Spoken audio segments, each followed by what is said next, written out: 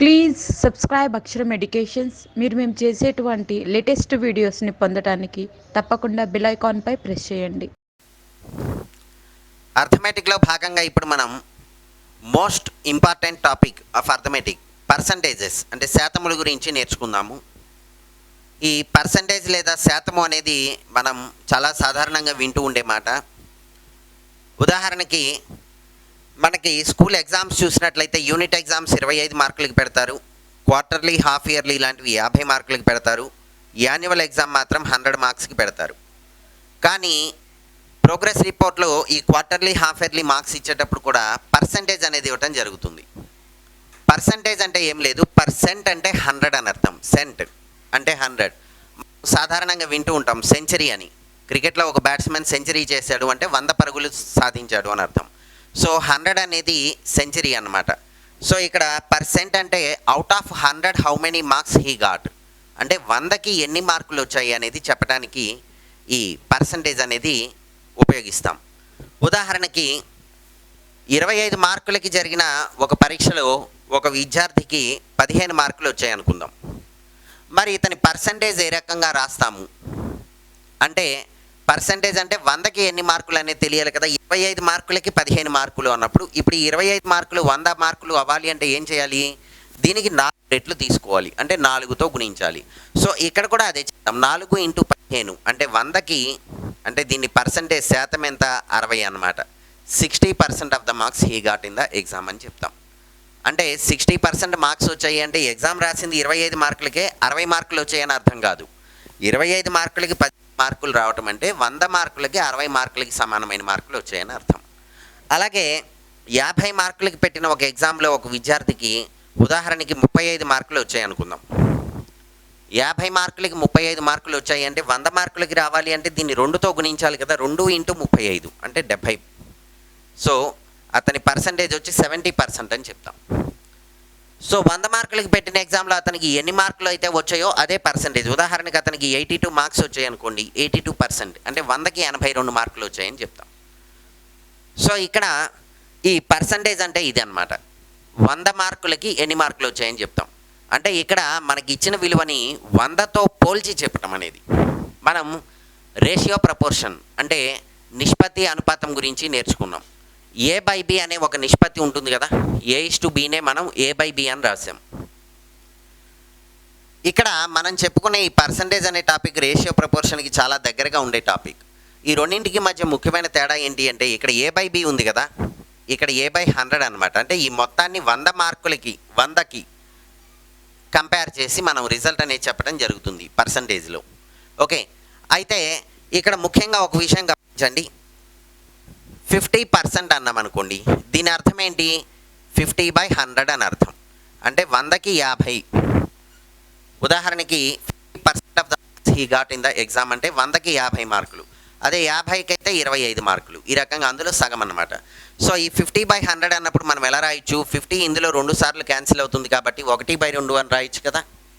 అంటే ఇక్కడ మనకి ఈ పర్సంటేజెస్ అనే టాపిక్లో ఉన్న మోస్ట్ ఇంపార్టెంట్ పార్ట్ ఏంటి అంటే, ఇచ్చిన పర్సంటేజ్ని ఇలా భిన్న రూపంలో రాయటం. ఉదాహరణకి 25% అన్నాం అంటే 25/100 పర్సంటేజ్ ఉంది అంటే 100 ఉంది అని అర్థం. సో ఇది 4 సార్లు క్యాన్సిల్ అవుతుంది కదా, 25 100లో 1/4 అనేది 25% సమానంగా ఉన్న భిన్న రూపం అన్నమాట. ఈ రకంగా పర్సంటేజ్ని అంటే శాతాన్ని భిన్న రూపంలో మార్చుకోవటం అనేది ఈ చాప్టర్ మొత్తంలో చాలా ఇంపార్టెంట్ కాన్సెప్ట్ అన్నమాట. ఇప్పుడు A% ఆఫ్ X అన్నాం. A% ఆఫ్ X అంటే Xలో A%. ఎలా వస్తుంది, A% అంటే A/100 ఆఫ్ X, ఆఫ్ అంటే ఇంటూ అన్నమాట, A/100 ఆఫ్ X.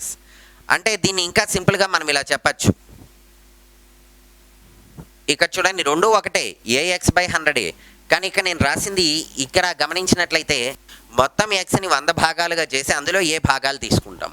ఇది మనం రేషియో ప్రపోర్షన్లో నేర్చుకున్నాం కదా. ఉదాహరణకి X అనే అమౌంట్ని M/N నిష్పత్తిలో ABలు ఇద్దరికి పంచాలనుకోండి. ముందుగా ఏం చేస్తాం, ఈ Xని M+N భాగాలు చేస్తాం.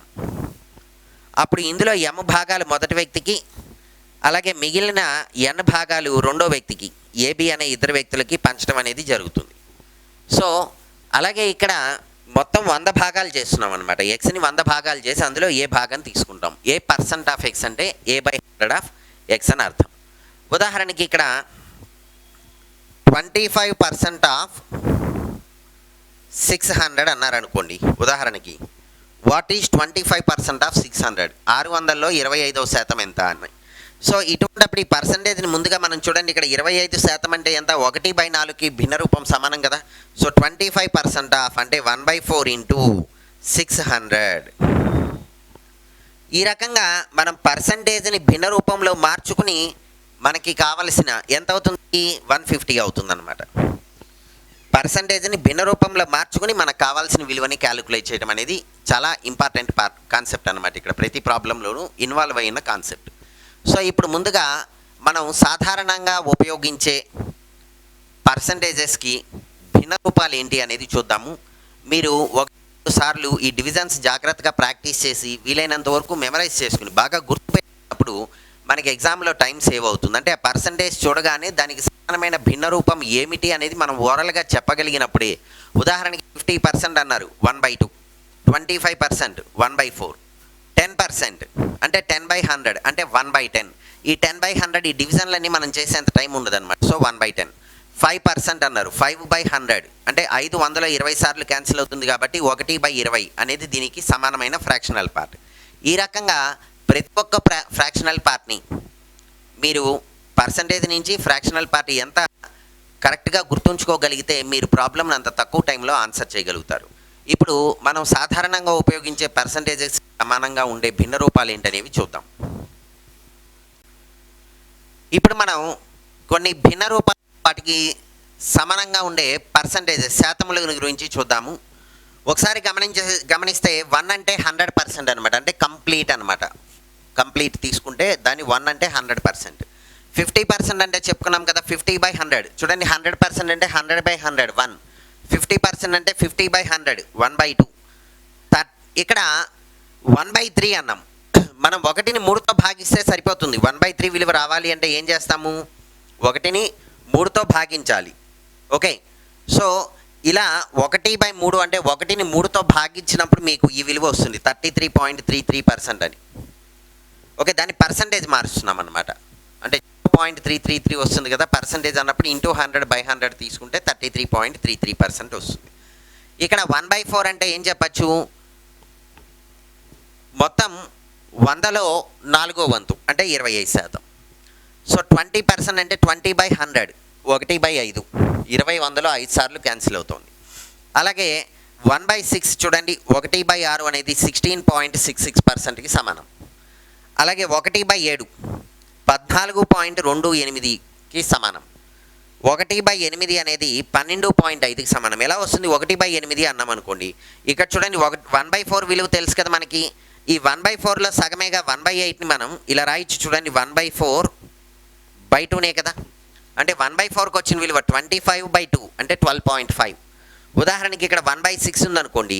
దీన్ని ఎలా తీసుకురావచ్చు? 1/2ని 3తో భాగించవచ్చు. 1/2/3 రాయొచ్చు. లేదా 1/3/2. 1/3/2 అంటే దీనిలో సగం తీసుకుంటాం అనమాట. చూడండి 16.66%. ఈ రకంగా 1/9 అంటే 1/3ని మళ్ళీ 3తో భాగిస్తే సరిపోతుందిగా. 1/3ని మళ్ళీ 3తో భాగిస్తే చూడండి ఈ మూడులన్నీ ఒకట్లు అయిపోతాయి. 11.11%, 11.11% అనమాట. 1/10 అంటే 10%. 10/100 ఈజ్ 1/10. అలాగే 1/11 1 ఈజ్ 9.09%. 1/12 అనేది 8.33%. ఎలా వస్తుంది? 1ని 12తో భాగించవచ్చు. లేదు కనీసం కొంతవరకైనా గుర్తుంచుకుంటే మనం 1/12 అంటే ఏం చేయొచ్చు? 1/4ని 3 3తో భాగించవచ్చు. అంటే 25/3 అనమాట. ఈ రకంగా. సో 1/13 ప్రైమ్ నెంబర్స్ ఉన్నవి కంపల్సరీ భాగించడం నేర్చుకోవాల్సిందే. 1/14 అంటే 1/7లో సగం 2. చూడండి 14.28లో సగం అంటే 2 చేయండి 7.14. అదే కదా ఇక్కడ వచ్చింది. అలాగే 1/15 అంటే 5 × 3 15 కదా. మనకి 1/5 గుర్తుంటే దాన్ని 3తో భాగించవచ్చు. లేదు 1/3 గుర్తుంటే దాన్ని 5తో భాగించవచ్చు. ఏది చేసినప్పటికీ ఆన్సర్ 6.6% వస్తుంది. సో 1/16 అంటే ఏం చేయొచ్చు? 1/8ని 2 అగైన్ హాఫ్ చేయాలి. అంటే ఈ 12.5లో సగం అనమాట. 12లో సగం అంటే 6, 0.5లో సగం అంటే 0.25, 6.25 అనేది రావటం జరుగుతుంది. 1/17 ప్రైమ్ నెంబర్స్ ఉన్నవి ఖచ్చితంగా మీరు భాగాహారం చేసి దానికి పర్సంటేజ్ రూపంలో అంటే ఇంటూ 100/100 చేసినప్పుడే పర్సంటేజ్ రాయిస్తున్నాము అంటే బై 100 ఉండాలి.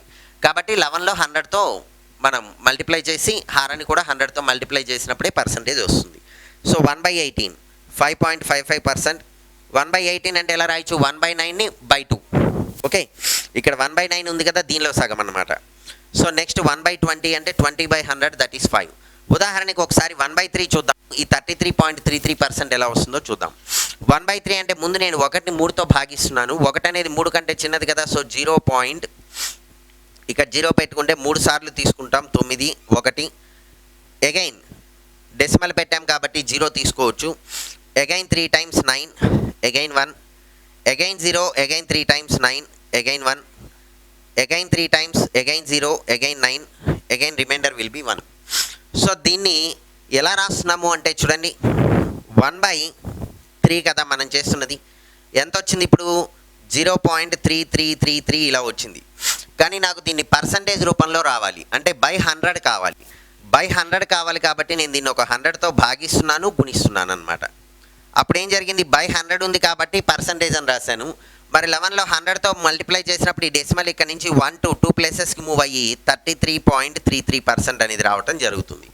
ఈ రకంగా ఈ భాగాహారం చేసి ఇంటూ 100/100 అనమాట. అంటే సింపుల్గా చెప్పాలంటే పర్సంటేజ్ రాయాలి అన్నప్పుడు మనం భాగాహారం చేసినప్పుడు వచ్చే విలువలో ఈ డెసిమల్ ఏదైతే ఉందో దశాంశ స్థానాన్ని కుడివైపుకి 2 ప్లేసులు జరిపితే సరిపోతుంది. ఓకే, అంటే ఇక్కడ 6.66%, 7.14% ఈ వాల్యూస్ అన్నీ డిరైవ్ చేయాలి అంటే ముందుగా కనీసం మనం 10 వరకు 1/10 వరకు గుర్తుంచుకుంటే వీటిని భాగించి తీసుకురావచ్చు. బట్ ప్రైమ్ నెంబర్స్ ఉన్నవి మాత్రం పూర్తిగా డివిజన్ చేసే తీసుకురావటం జరుగుతుంది. ఇంతవరకు మనం నేర్చుకున్నట్లయితే ఉదాహరణకి మనకి 3/8 వాల్యూ కావాలనుకోండి. మనం ఇక్కడ చెప్పుకున్న వాటిలో 3/8 లేదు, కానీ హారంలో 8 ఉన్నప్పుడు 1/8 తెలుసు. చూడండి మనకి ఎంత 12.5% అని ఉందిగా. కాబట్టి నేను ఈ 3/8ని 3 into 1/8 అని రాసుకోవచ్చు. అంటే 3 into 1/8 అంటే ఎంత? 12.5%. ఓకే, సో 3 into 12 36, 3 into 0.5 అంటే 1.5 అంటే 37.5% అనేది ఈ 3/8 యొక్క విలువ. ఈ రకంగా మనం ఇవి ఇంతవరకు గుర్తుంచుకోగలిగితే మిగిలిన భిన్న రూపాలను కూడా ఈజీగా పర్సంటేజ్ ఫామ్లోకి రాసుకోవటం పాసిబుల్ అవుతుంది. సో మనం పర్సంటేజ్లో ప్రాబ్లమ్స్ చేయాలి అనుకుంటే ఇక్కడ ఇచ్చిన ఈ టేబులర్ ఫామ్ అంటే ఏదైతే పర్సంటేజ్ని భిన్న రూపాన్ని మ్యాప్ చేస్తూ ఇవ్వటం జరిగిందో ఇది ఖచ్చితంగా బైహార్ట్ చేయవలసిన అవసరం ఉంది. ఎందుకంటే ప్రతిసారి మనం ప్రాబ్లంలో భాగాహారం చేసి దాన్ని పర్సంటేజ్ రాసుకునేంత టైం ఉండదు మనకి. అలాగే మనం ఇక్కడ నుంచి చెప్పుకునే అన్ని ప్రాబ్లమ్స్లోనూ పర్సంటేజ్ ఇచ్చిన వెంటనే దానికి సంబంధించిన భిన్న రూపం అనేది మీకు ఐడియా రావాలి అంటే దీన్ని 1-2 సార్లు రిపీటెడ్గా ప్రాక్టీస్ చేస్తూ డివిజన్ చేస్తూ ప్రాక్టీస్ చేస్తూ బైహార్ట్ చేయటం అనేది చాలా ఇంపార్టెంట్ అన్నమాట. సో ఇప్పుడు మొట్టమొదట ఈ 2 ప్రాబ్లమ్స్ చూద్దాము. ఇవి చూసినప్పుడే మీకు ఇంతకుముందు మనం చెప్పుకున్న టేబులర్ ఫామ్ని గుర్తుంచుకోవడం ఎంత అవసరం అనేది క్లియర్గా అర్థమవుతుంది. ఇందులో మొదటి ప్రాబ్లం 83.33% ఆఫ్ 1296 ఎంత అని అడిగారు. సో యాక్చువల్గా చెప్పాలంటే ఇంతకుముందు చెప్పుకున్నాం ఏ% ఆఫ్ ఎక్స్ అంటే A/100 ఆఫ్ ఎక్స్ అని. అంటే ఇది ఏమవుతుంది మామూలుగా చూసినట్లయితే 83.33% అంటే 83.33/100 ఆఫ్ 1296. ఈ క్యాలిక్యులేషన్ చూడండి. సపోజ్ మనం ఈ 100ని దీంతో డివైడ్ చేస్తే 12.96. అప్పుడు మనం ఏం చేయాలి? 83.33 ఇంటూ 12.96 మల్టిప్లై చేసి ఆన్సర్ రాయాల్సి ఉంటుంది. సో ఇంత కాంప్లికేటెడ్గా డెసిమల్స్తోనూ ఫ్రాక్షన్స్తోనూ డీల్ చేయకుండా ఈజీగా ఎలా కంప్లీట్ అవుతుంది అంటే ఇక్కడ మనం ఇంతకుముందు చెప్పుకున్న దానిలో కూడా 83.33% అనేది లేదు. కానీ ఒకసారి చూడండి 83.33% నేను అంటే దీని మీనింగ్ ఎంత? 83.33% ఇలా రాస్తున్నాను చూడండి. 33% నేను 100 మైనస్ అంటే 100% మైనస్ 100 నుంచి ఎంత తీసివేస్తే 83.33 వస్తుంది. చూడండి 16.66% అని రాసుకున్నాం అనుకోండి.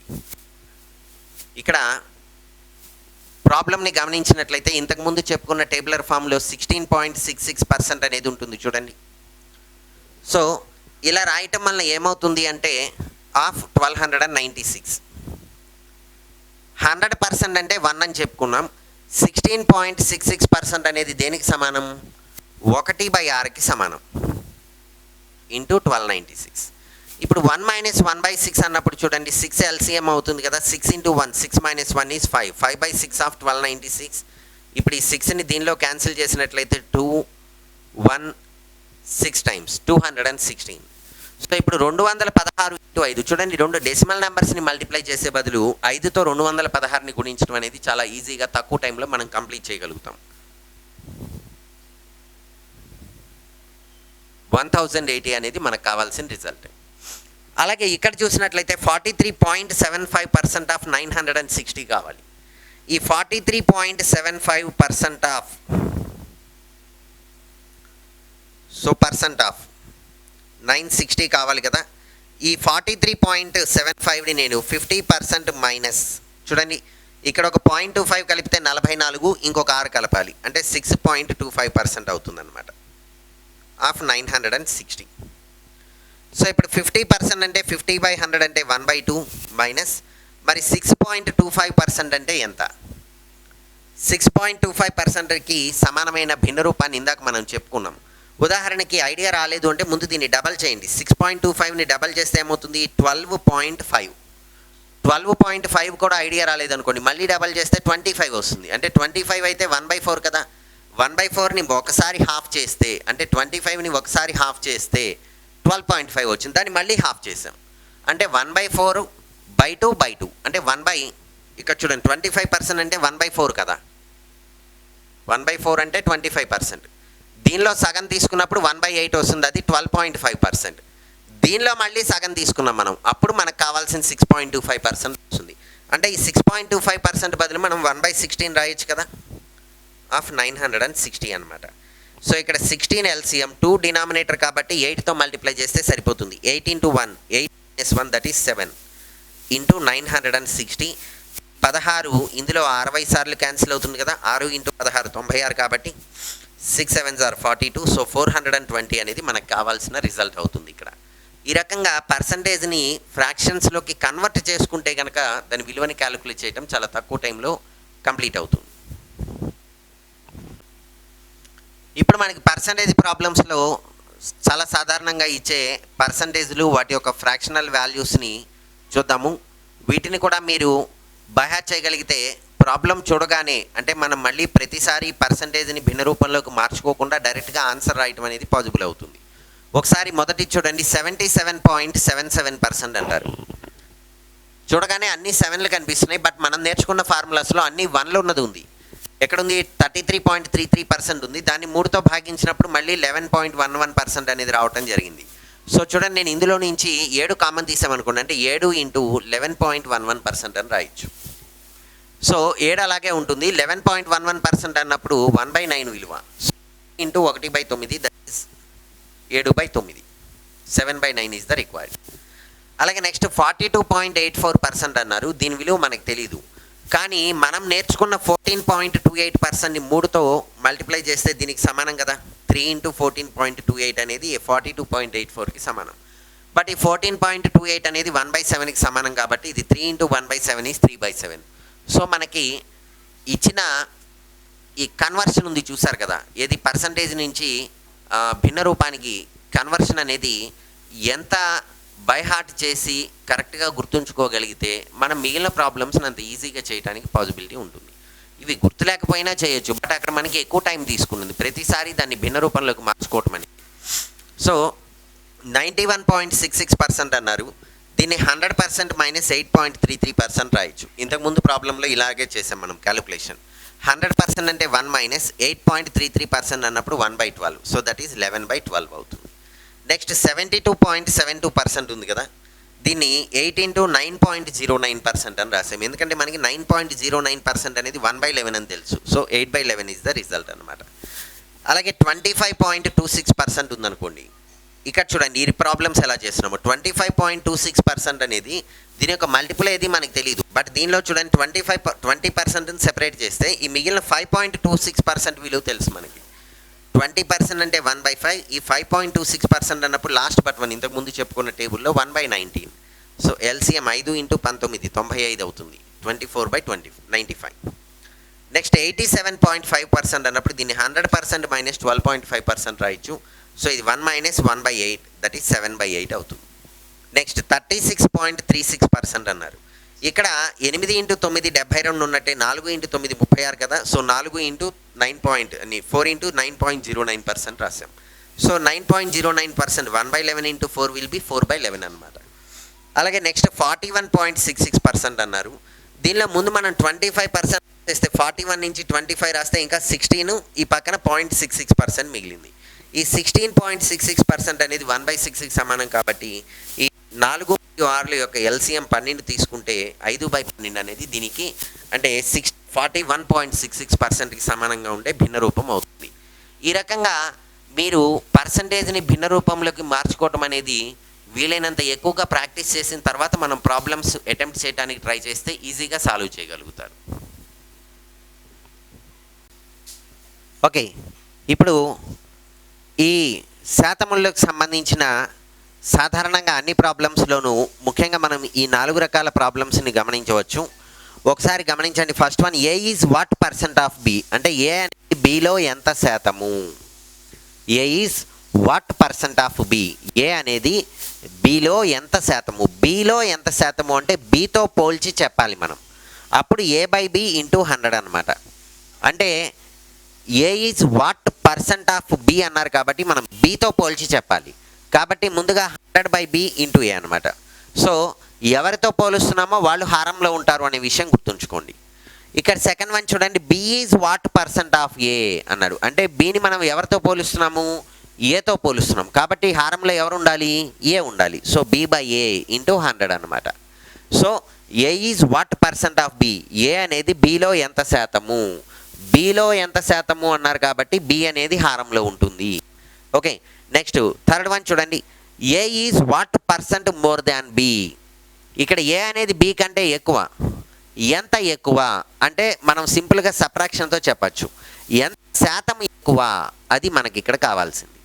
ఓకే, ఉదాహరణకి ఏ విలువ 20, బి విలువ 50 అనుకోండి. ఏ కంటే బి 30 పెద్దదని ఈజీగా చెప్పచ్చు. దాన్ని శాతంలో చెప్పాలి ఇక్కడ. సో ప్రాబ్లం ఏమన్నారు, A is what percent more than B అన్నారు. అంటే మనం ఇక్కడ ఎవరితో పోలుస్తున్నాము, బితో పోలుస్తున్నాం. కాబట్టి బి అనేది హారంలో ఉంటుంది. A is what percent more than B అన్నప్పుడు ఏ అనేది బి కంటే ఎంత ఎక్కువ. సో ఏ బిలో ఏది ఎక్కువ తెలుసు కదా, ఏ ఎక్కువ. ఎంత ఎక్కువ అనేది మనం ఫైండ్ చేస్తున్నాం. సో A-B, పెద్ద విలువ మైనస్ చిన్న విలువ అనమాట. A-B/B into 100. మరొకసారి చెప్తున్నా, జాగ్రత్తగా గమనించండి. ఎక్కువ ప్రాబ్లమ్స్ మనకి ఈ కాన్సెప్ట్స్ మీద ఆధారపడి ఉంటాయి. A is what percent more than B అంటే ఏ అనేది బితో పోలి ఎంత శాతం ఎక్కువ. మనం బితో పోలుస్తున్నాము కాబట్టి బి అనేది హారంలో ఉంటుంది. A is what percent more than B అన్నాడు. అంటే ఏ బి కంటే ఎక్కువ అని తెలుసు, ఎంత శాతం ఎక్కువ అనేది చెప్తున్నాం. ఏ అనేది బి కంటే ఎక్కువ కాబట్టి A-B. Okay, A-B/B into 100. అలాగే ఇక్కడ B is what percent less than A అన్నాడు. B is what percent less than A అంటే బి అనేది ఏతో పోలిస్తే ఎంత శాతము తక్కువ. ఎవరితో పోలుస్తున్నాము, ఏతో పోలుస్తున్నాం. కాబట్టి హారంలో ఏ ఉండాలి. ఇప్పుడు ఏబిలో ఎవరు ఎక్కువ, బి అనేది ఎంత తక్కువ కనుగొంటున్నాము అంటే ఏ ఎక్కువనే కదా అర్థం. సో A-Bనే ఉంటుంది, పెద్ద విలువ మైనస్ చిన్న విలువ. Okay, A-B/A into 100. ఇక్కడ ముఖ్యంగా గమనించున్నది, మనం ఎవరితో పోలుస్తున్నామో వాళ్ళు హారంలో ఉంటారనమాట. What percent more than B, బితో పోలుస్తున్నాం కాబట్టి హారంలో బి ఉంటుంది. వాట్ పర్సెంట్ లెస్ దాన్ ఏతో పోలుస్తున్నాం కాబట్టి ఏ అనేది హారంలో ఉంటుంది. ఇప్పుడు ఒక ప్రాబ్లం చూద్దాం. ఈ ప్రాబ్లం సహాయం కాన్సెప్ట్ని ఈజీగా అర్థం చేసుకోవచ్చు. ఏ యొక్క వేతనం బి యొక్క వేతనం కంటే 25% ఎక్కువ. ఏ యొక్క వేతనం బి యొక్క వేతనం కంటే 25% ఎక్కువ. So the salary of A is 25% more than the salary of B. Then by what percent the salary of B is less than A అంటే బి యొక్క వేతనం ఏ యొక్క వేతనం కంటే ఎంత శాతము తక్కువ అన్నారు. ఇక్కడ ఒక చిన్న విషయం గుర్తుంచుకోండి. శాతము రాసేటప్పుడు ఏ నుండి బికి, బి నుండి ఏకి రెండు సమానం అనేది అవదనమాట. ఉదాహరణకి మనం ఏదైనా ఒక సంఖ్యని 25% పెంచాం, లేదు ఈజీగా ఉంటుంది 50% పెంచామనుకుందాం. 50% పెంచినప్పుడు ఉదాహరణకి 10 అనే ఒక సంఖ్య ఉంది, లేదు 20 తీసుకుందాము. 20 అనే సంఖ్యని 50% పెంచుతున్నా నేను. 50% పెంచుతున్నాను అంటే ఏమవుతుంది, దీనిలో సగం విలువ కలుస్తుంది. అంటే 20కి 50% అంటే 10 కలిపితే ఎంత అవుతుంది, 30 అవుతుంది. ఓకే, ఇప్పుడు ఈ 30ని 50% తగ్గించాను, 30లో 50% తగ్గించాను, -50% చేసామనుకోండి. అంటే ఏమవుతుంది, ఇందులోంచి సగం తీసివేయాలి. అంటే 30లో సగం 15 తీసివేస్తే 15 వస్తుంది. అంటే ఇవి రెండు సమానం కాదు. 50% ఇంక్రిమెంట్, 50% డిక్రిమెంట్ అనేది సమానం కాదనమాట. సో ఇది బేసిక్ కీ కాన్సెప్ట్ అనమాట. 20ని 50% పెంచితే 30 వచ్చింది కాబట్టి 30ని 50% తగ్గిస్తే 20 వస్తుంది అనుకోవటం తప్పు. అలా రాదు. సో చూడండి, 20ని 50% పెంచుతున్నాము అంటే 20లో 20కి సగం అంటే 10ని కలిపితే 30 వస్తుంది. ఇప్పుడు ఈ 30లో 50% అంటే దీన్ని 50% తగ్గిస్తున్నాము అంటే 30 నుంచి ఇందులో 50% అంటే 15 తగ్గిస్తాం, 10 కాదు, ఇప్పుడు 15 వస్తుంది. కాబట్టి ఇక్కడ ఏ యొక్క వేతనం బి యొక్క వేతనం కంటే 25% ఎక్కువ కాబట్టి బి యొక్క వేతనం ఏ యొక్క వేతనం కంటే 25% తక్కువ అనుకోవటం చాలా తప్పనమాట. చాలామంది కన్ఫ్యూజ్ అయ్యే కాన్సెప్ట్ అనమాట ఇది. చూసారు, ఇక్కడ 20 ఉంటే ఇక్కడ 15 వచ్చింది మనకి. మనం పెంచింది 50%, తగ్గించింది 50%. కానీ దేని మీద ఈ 50% అనేది లెక్కిస్తున్నాము అనేది ఇంపార్టెంట్ అనమాట మనకి ఇక్కడ. సో ఇక్కడ చూడండి, ఏ యొక్క వేతనం బి యొక్క వేతనం కంటే 25% ఎక్కువ అన్నారు కదా. సో మనం సాధారణంగా చేయాలి అంటే ఏ యొక్క వేతనం ఎక్స్ అనుకుంటే బి యొక్క వేతనం ఎక్స్ ప్లస్ 25% ఆఫ్ ఎక్స్ అంటే X plus 1/4 into X 5x/4 అవుతుంది. ఈ క్యాలిక్యులేషన్ అంతా ఎక్కువ టైం తీసుకుంటుంది కాబట్టి మనం పర్సంటేజ్లో ప్రాబ్లమ్స్ అన్ని చాలా తక్కువ టైంలో చాలా తక్కువ క్యాలిక్యులేషన్తో కంప్లీట్ చేయడం కోసం న్యూమరికల్ వాల్యూస్ని తీసుకుంటాం. సో ఇక్కడ గమనించండి, ఉదాహరణకి ఏ యొక్క జీతం అంటే వేతనం 100 రూపాయలు అనుకోండి. అప్పుడు బి యొక్క వేతనం ఎంత అవుతుంది, ఏ యొక్క వేతనం బి యొక్క వేతనం కంటే 25% ఎక్కువ. అంటే బి యొక్క వేతనం 100 రూపాయలు అనుకుందాం, దీనికి 25% ఎక్కువ కాబట్టి ఏ యొక్క వేతనం 125 రూపాయలు అవుతుంది. ఇప్పుడు గమనించండి, మనకి ఇచ్చిన కండిషన్ సాటిస్ఫై అవుతుంది కదా. బి యొక్క వేతనం 100 రూపాయలు అయితే దీనికి 25% ఎక్కువ, అంటే 100 రూపాయలకి 25 రూపాయలు ఎక్కువ, అంటే 125 రూపాయలు అనేది ఏ యొక్క వేతనం.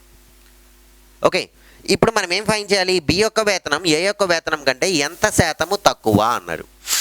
సో మనం ఎవరితో పోలుస్తున్నాము, ఏ వేతనం కంటే ఎంత తక్కువ అన్నాడు కాబట్టి ఏతో పోలుస్తున్నాం. సో మనకు కావాల్సింది ఏంటి, ఏతో పోలుస్తున్నాం కాబట్టి హారంలో ఏ. ఏది ఎక్కువ ఉంది, బి యొక్క వేతనం ఏ యొక్క వేతనం కంటే ఎంత తక్కువ అంటే ఏ ఎక్కువ కదా, ఏ మైనస్ బి. ఇది ఫార్ములా. ఇలా ప్రాబ్లం చదివి ఈ ఫార్ములా మనం రాసుకోగలిగితే క్యాలిక్యులేషన్ అనేది ఈజీ అవుతుంది. ఏ మైనస్ బి అంటే చూడండి, 125 మైనస్ 100 అంటే 25. పోనీ చూడండి, 125 మైనస్ 100 బై ఏ. ఏ అంటే 125 ఇంటూ 100 అనమాట. So this is 25/125 into 100. ఈ 25 అనేది 125లో 5 టైమ్స్ క్యాన్సిల్ అవుతుంది. 100/5 అంటే 20%. ఈ 5 అనేది 100లో 20 సార్లు క్యాన్సిల్ అయితే 20%. అంటే చూడండి, ఇప్పుడు ఏ యొక్క వేతనం బి యొక్క వేతనం కంటే 25% ఎక్కువ, బి యొక్క వేతనం ఏ యొక్క వేతనం కంటే 20% తక్కువ. ఓకే,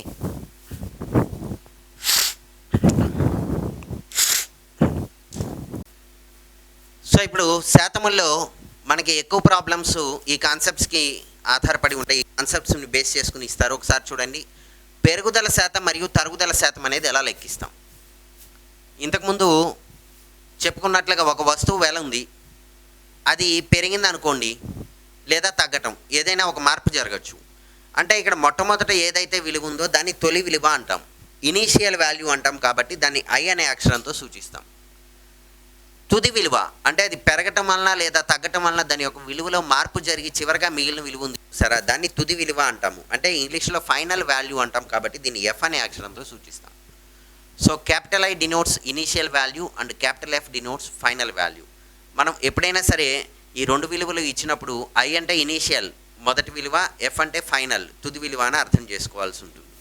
సో ఇక్కడ పెరుగుదల శాతము అన్నారు.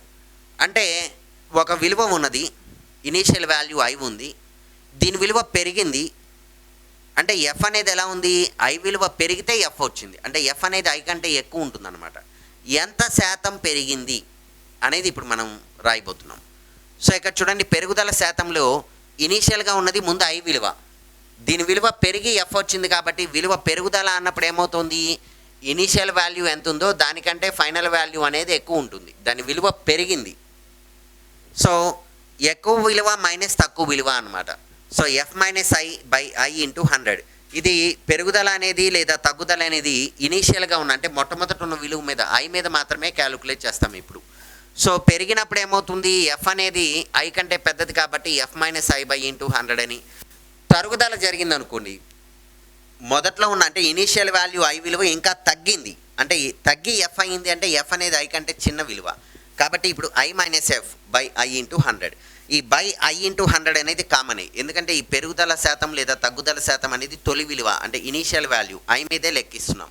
హారంలో ఎప్పుడు ఐ ఉంటుంది, పర్సంటేజ్ క్యాలిక్యులేట్ చేస్తున్నాం కాబట్టి ఇంటూ 100 అనేది సాధారణమే. ఇప్పుడు ఐ మైనస్ ఎఫ్ రాయాలా ఎఫ్ మైనస్ ఐ రాయాలా అనేది చూడండి. ఇనీషియల్ వాల్యూ ఉంది కదా, దీని విలువ పెరిగింది అనుకోండి, ఎఫ్ అనేది పెద్దది కాబట్టి ఎఫ్ మైనస్ ఐ రాస్తాం.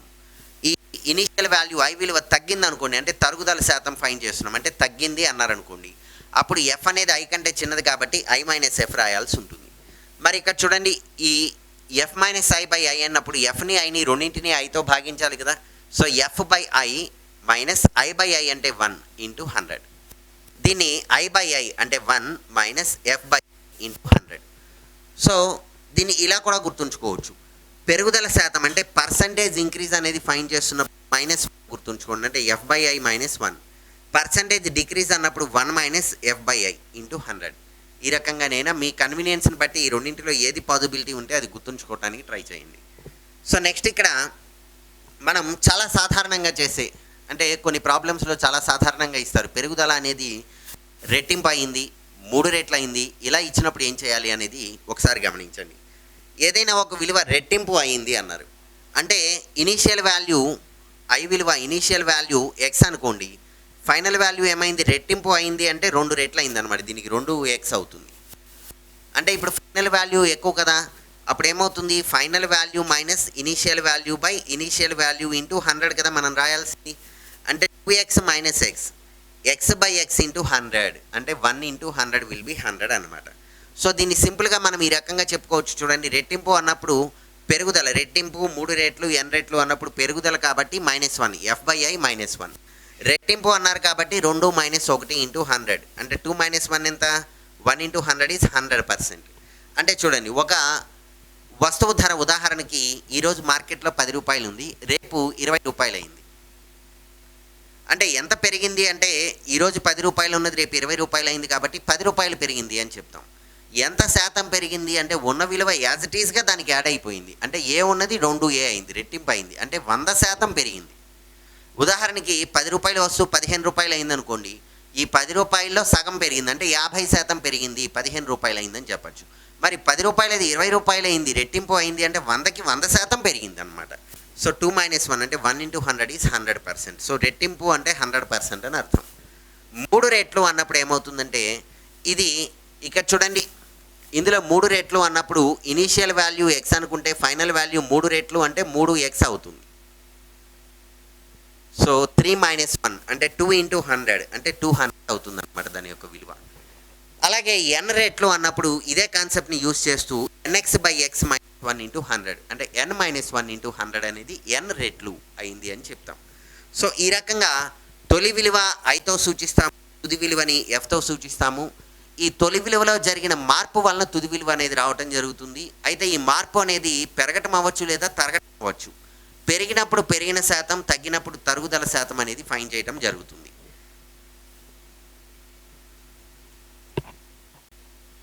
సో ఇప్పుడు ఎక్స్ అనే ఒక విలువ 6% పెరిగితే ఏమవుతుంది అంటే ఒక ఎక్స్ అనే విలువ 10% పెరిగింది, 20% పెరిగింది, 30% పెరిగింది అని చెప్తాం కదా. ఈ రకంగా 6% పెరిగితే ఎలా ఉంటుంది, అలాగే కొంత పర్సెంట్ తగ్గితే ఎలా ఉంటుంది, దాని యొక్క విలువ అనేది చూద్దాం.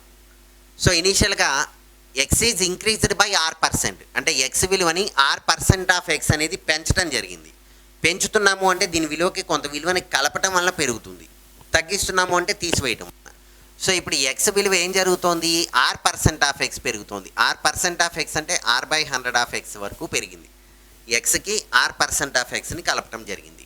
సో ఇప్పుడు ఎక్స్ కామన్ తీస్తే ఏమవుతుంది, ఇది 1 + r/100 ఇంటూ ఎక్స్ అవుతుంది అనమాట.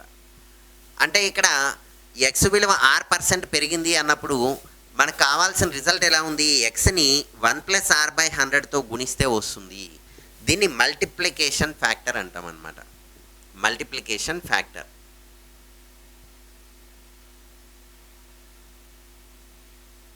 అంటే ఏ కారణాంకంతో మనం మల్టిప్లై చేస్తే మనకు కావాల్సిన ఆన్సర్ వస్తుంది అని అర్థం. సో మల్టిప్లికేషన్ ఫ్యాక్టర్ అన్నప్పుడు ఎక్స్ని 1+r/100తో మల్టిప్లై చేస్తే ఎక్స్ని r% పెరిగిన విలువని తెలుసుకోవటం జరుగుతుంది. అలాగే r% తగ్గింది అనుకోండి, అప్పుడు ఏం జరిగింది? ఎక్స్ నుండి r% ఆఫ్ ఎక్స్ అంటే r/100 ఆఫ్ ఎక్స్ని తీసివేయటం జరుగుతుంది. ఎక్స్ కామన్ టర్మ్ సెపరేట్ చేసినప్పుడు 1 - r/100 అనేది రావటం జరుగుతుంది.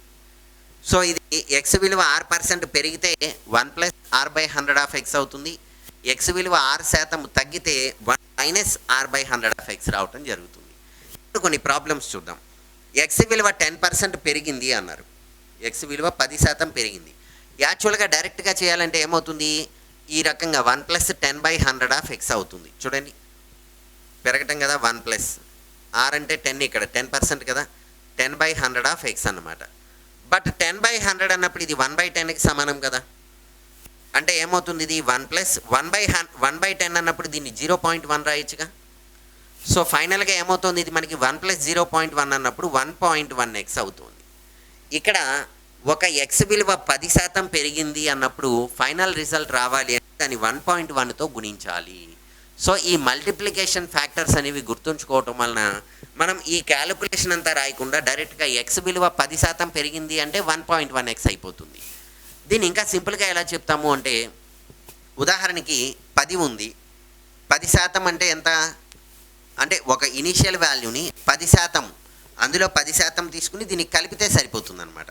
సో ఈ మల్టిప్లికేషన్ ఫ్యాక్టర్స్ అనేవి గుర్తుంచుకోవటం చాలా అవసరం ఇక్కడ మనకి. ఉదాహరణకి నెక్స్ట్ వన్ చూడండి. ఎక్స్ విలువ 20% పెరిగింది అన్నాం. అంటే ఏమవుతుంది? ఎక్స్ విలువ 20% పెరిగింది అంటే దీని నుంచి ఆర్ విలువ 20 కదా, 1 + 20/100 ఆఫ్ ఎక్స్ అవుతుంది. ఈ 20 అనేది 100లో 5 సార్లు క్యాన్సిల్ అవుతుంది. సో ఇక్కడ చూసినట్లయితే మనం ఏమవుతుంది? ఇలా మల్టిప్లై చేసినప్పుడు 20/100 అన్నప్పుడు 1/5 కదా, 1 + 1/5 ఇలా రాసామనుకోండి, హారం 5 అవుతుంది. 5 × 1 5 + 1 6/5x అవుతుంది. మళ్ళీ 6/5తో ఎక్స్ని మల్టిప్లై చేయాల్సి ఉంటుంది. దీన్ని ఇలా కాకుండా ఇలా డెసిమల్ నెంబర్ రూపంలో అంటే మల్టిప్లికేషన్ ఫ్యాక్టర్ రూపంలో ఎలా రాయాలో చూద్దాం. అంటే ఇలా భిన్న రూపంలో రాయట్లేదు నేను ఇప్పుడు. 1 + r% అంటే 20% కదా, 20/100 ఆఫ్ ఎక్స్ అన్నాను. ఇంతకుముందు నేను 20ని 100లో 5 టైమ్స్ క్యాన్సిల్ చేసి భిన్న రూపంలో రాశాను కదా, అలా రాయి. ఇప్పుడు ఏం చేద్దాం? సింపుల్గా 20/100 అంటే 20ని 100తో భాగిస్తున్నాం. అంటే 20 అంటే 20.0 అని అర్థం. డెసిమల్ ఇక్కడ ఉంది 20 తర్వాత. సో 100తో భాగిస్తే 2 స్థానాలు ఇక్కడికి జరిగి 0.2 అవుతుంది. ఓకే, 1 + 0.2 అన్నప్పుడు 1.2x అనేది రావటం జరుగుతుంది. So what is the multiplication factor of 20% increase అన్నప్పుడు 1.2 అవుతుంది. 1.2 is the multiplication factor of 20% increment. అలాగే 15% ఇంక్రిమెంట్ అన్నారనుకోండి, అప్పుడు ఏం చెప్తాం? 1 + 15/100 ఆఫ్ ఎక్స్ అని చెప్తాం. అంటే ఇప్పుడు 1కి ఏం చేయాలి? 15/100 అంటే 0.15 కలుపుతున్నాం. సో 1.15 × x అవుతుంది. ఇది మల్టిప్లికేషన్ ఫ్యాక్టర్. అంటే ఈ క్యాలిక్యులేషన్ అంతా చేసే బదులు సింపుల్గా ఎక్స్ని 1.15తో మల్టిప్లై చేస్తే సరిపోతుంది. అలాగే 50% అన్నప్పుడు ఏమవుతుంది? 1 + 50/100 ఆఫ్ ఎక్స్ అవుతుంది. ఈ 50/100 అన్నప్పుడు 1/2 తీసుకుంటే మళ్ళీ 3/2x, 3/2 × x చేస్తే అదే వస్తుంది. బట్ మనం ఏం చేస్తున్నాం? మల్టిప్లికేషన్ ఫ్యాక్టర్ అనేది ఈజీగా ఎలా ఉంటుంది అంటే, ఈ 50/100 అన్నప్పుడు 0.50 అంటే 0.5 అవుతుంది. 1కి 0.5 కలిపినప్పుడు 1.5x అవుతుంది. 1.5 × x అనేది రావటం జరుగుతుంది. ఈ రకంగా 50% పెరిగింది, 15% పెరిగింది, 20% పెరిగింది అన్నప్పుడు వీటికి వచ్చే మల్టిప్లికేషన్ ఫ్యాక్టర్స్ ఇవన్నమాట. మనం ఈ మల్టిప్లికేషన్ ఫ్యాక్టర్ రాయటం వల్ల క్యాలిక్యులేషన్ చాలా ఈజీ అవుతుంది. ఇక్కడ తగ్గుదల విషయం చూద్దాం. ఎక్స్ విలువ 10% తగ్గింది అన్నారు. అంటే ఏమవుతుంది? తగ్గటం అంటే 1 - r/100 ఆఫ్ ఎక్స్ కదా. అప్పుడు ఏమవుతుంది? ఇది 1 - 10/100 ఆఫ్ ఎక్స్ అవుతుంది. అంటే ఏమవుతుంది? 10/100 అంటే 1/10, 1/10 అంటే 0.1. అంటే 1 - 0.1 చూడండి. ఇందాక 1 + 0.1 1.1 వచ్చింది కదా. ఇప్పుడు 1 - 0.1 అంటే 0.9x. ఈ 0.9 అనేది మల్టిప్లికేషన్ ఫ్యాక్టర్ ఆఫ్ -10% అనమాట. అలాగే 20% తగ్గింది అన్నారు అనుకోండి, 1 - 20/100 ఆఫ్ ఎక్స్ అనమాట. అంటే ఇప్పుడు ఎంత, 1 నుండి 0.2 తీసివేయాలి. అప్పుడేమవుతుంది, ఇది 0.8x అవుతుంది అనమాట. ఇందాక 1.2x, అక్కడ +0.2 అయితే ఇక్కడ -0.2 అవుతుంది. అలాగే 50% తగ్గింది అనుకుందాం, అప్పుడు ఏమవుతుంది, ఇది 1 - 50/100 ఆఫ్ ఎక్స్. అంటే ఏమవుతుంది చూడండి, 1 - 50/100. ఓకే, ఒక 0 క్యాన్సిల్ చేసామనుకోండి, 5/10 అంటే 0.5. 1 - 0.5x అంటే 0.5x అనేది మల్టిప్లికేషన్ ఫ్యాక్టర్. అంటే ఎక్స్ విలువ 50% తగ్గింది, దాని యొక్క విలువ ఎంత అంటే దాన్ని 0.5తో మల్టిప్లై చేస్తే సరిపోతుంది. ఓకే, ఈ రకంగా percentage increase or percentage decrease విషయంలో ఈ మల్టిప్లికేషన్ ఫ్యాక్టర్ అనేవి 4-5 సార్లు ప్రాబ్లం చేయటం వల్ల మనకి ఈజీగా గుర్తుండిపోతుంది. సో అప్పుడు ఈ క్యాలిక్యులేషన్ అంతా చేయకుండా డైరెక్ట్గా 10% ఇంక్రీజ్ అయితే ఓకే 1.1, 20% అయితే 1.2, 15% అయితే 1.15, ఈ రకంగా మనం ఆన్సర్ రాయగలుగుతాం.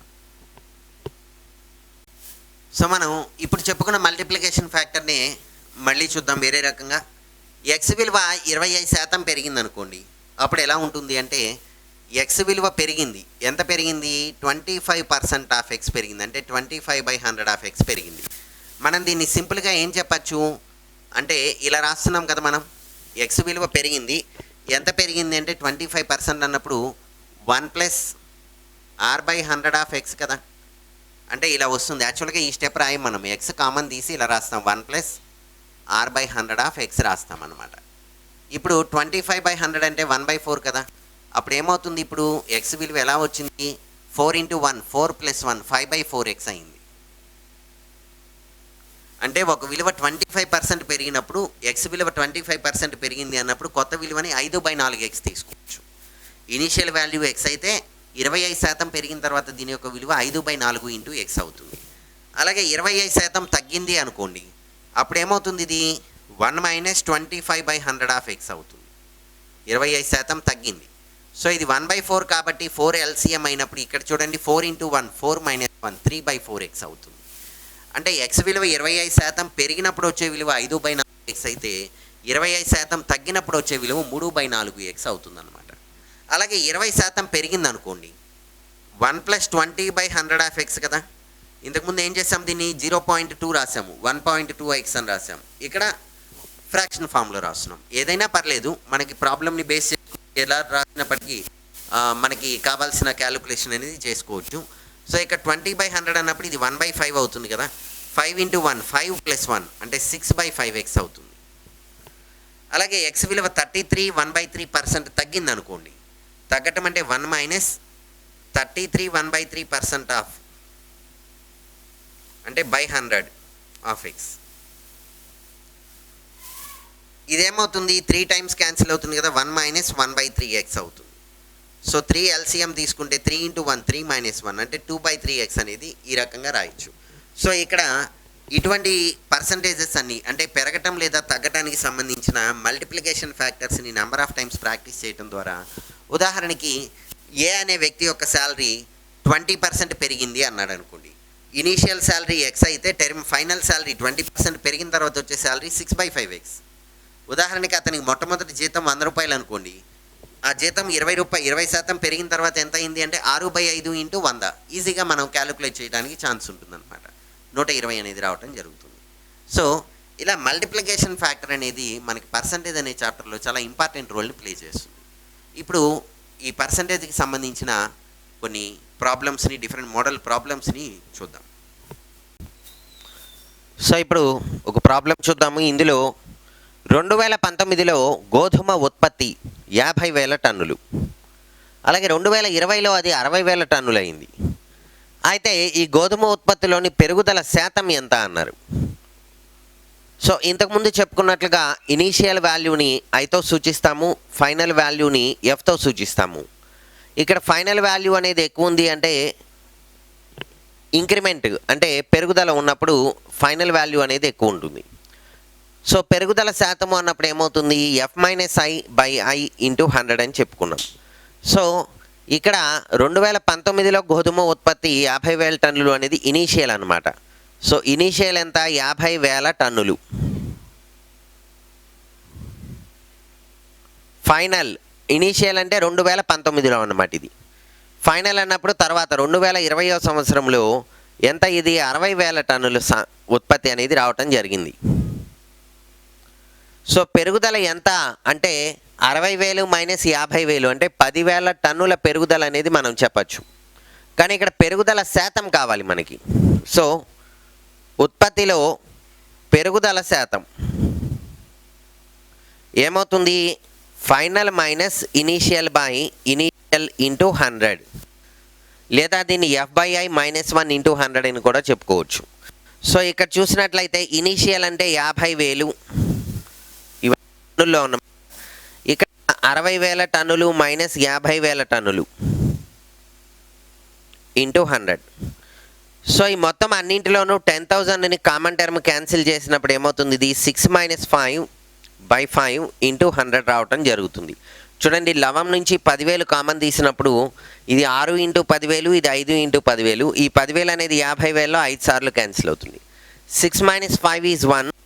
సో 1/5 ఇంటూ 100 అంటే 20% పెరుగుదల అనేది గమనించవచ్చు. ఇది యాక్చువల్గా పద్ధతి ప్రకారం సాల్వ్ చేయటం అంటే ఇలా ఉంటుంది. బట్ ఈ ప్రాబ్లంకి వచ్చేటప్పటికి ఈ క్యాలిక్యులేషన్ కూడా లేకుండా ఇంకా ఈజీగా వెంటనే మీరు ఆన్సర్ చెప్పవచ్చు. ఎలా అంటే చూడండి, ముందుగా 2019లో 50,000 టన్నులు ఉంది. 2020లో ఇది 60,000 టన్నులు వచ్చింది. అంటే పెరుగుదల ఎంత అంటే 10,000 టన్నులు అనేది చూడగానే తెలుస్తుంది కదా. అంటే 50,000లో 10,000 టన్నులు పెరిగింది. అంటే దీన్ని బట్టి మనం పెరుగుదల శాతం చెప్పచ్చు. చూడండి, 50,000 టన్నులది 10,000 టన్నులు పెరిగింది కాబట్టి అది 20% అని చూడగానే చెప్పచ్చు. అంటే వితౌట్ ఎనీ క్యాలిక్యులేషన్. ఓకే, అంటే 50,000 ఉన్నది 60,000 అయ్యింది అంటే 10,000 టన్నులు పెరిగింది.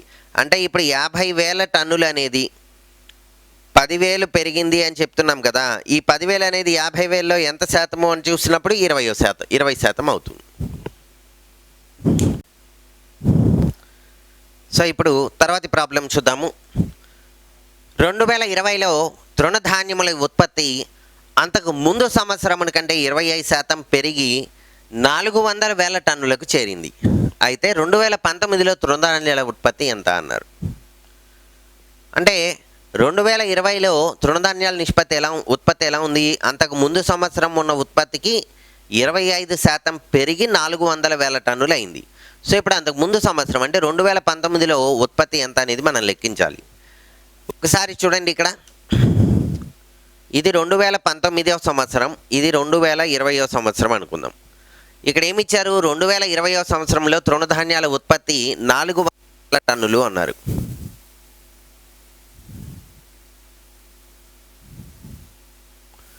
రెండు 2019లో ఉత్పత్తి ఎంతో తెలియదు కాబట్టి ఎక్స్ అనుకుంటే, ఈ ఎక్స్ నుండి అంటే 2019కి 2020కి మధ్యలో ఉన్న తృణధాన్యాల నిష్పత్తికి సంబంధించిన ఇన్ఫర్మేషన్ ఏమి ఇచ్చారు మనకి?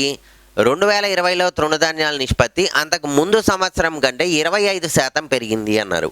అంటే ఇప్పుడు ఈ ఎక్స్ని 25% పెంచినప్పుడు మనకి 2020లో వచ్చిన తృణధాన్యాల ఉత్పత్తి అనేది రావటం జరుగుతుంది.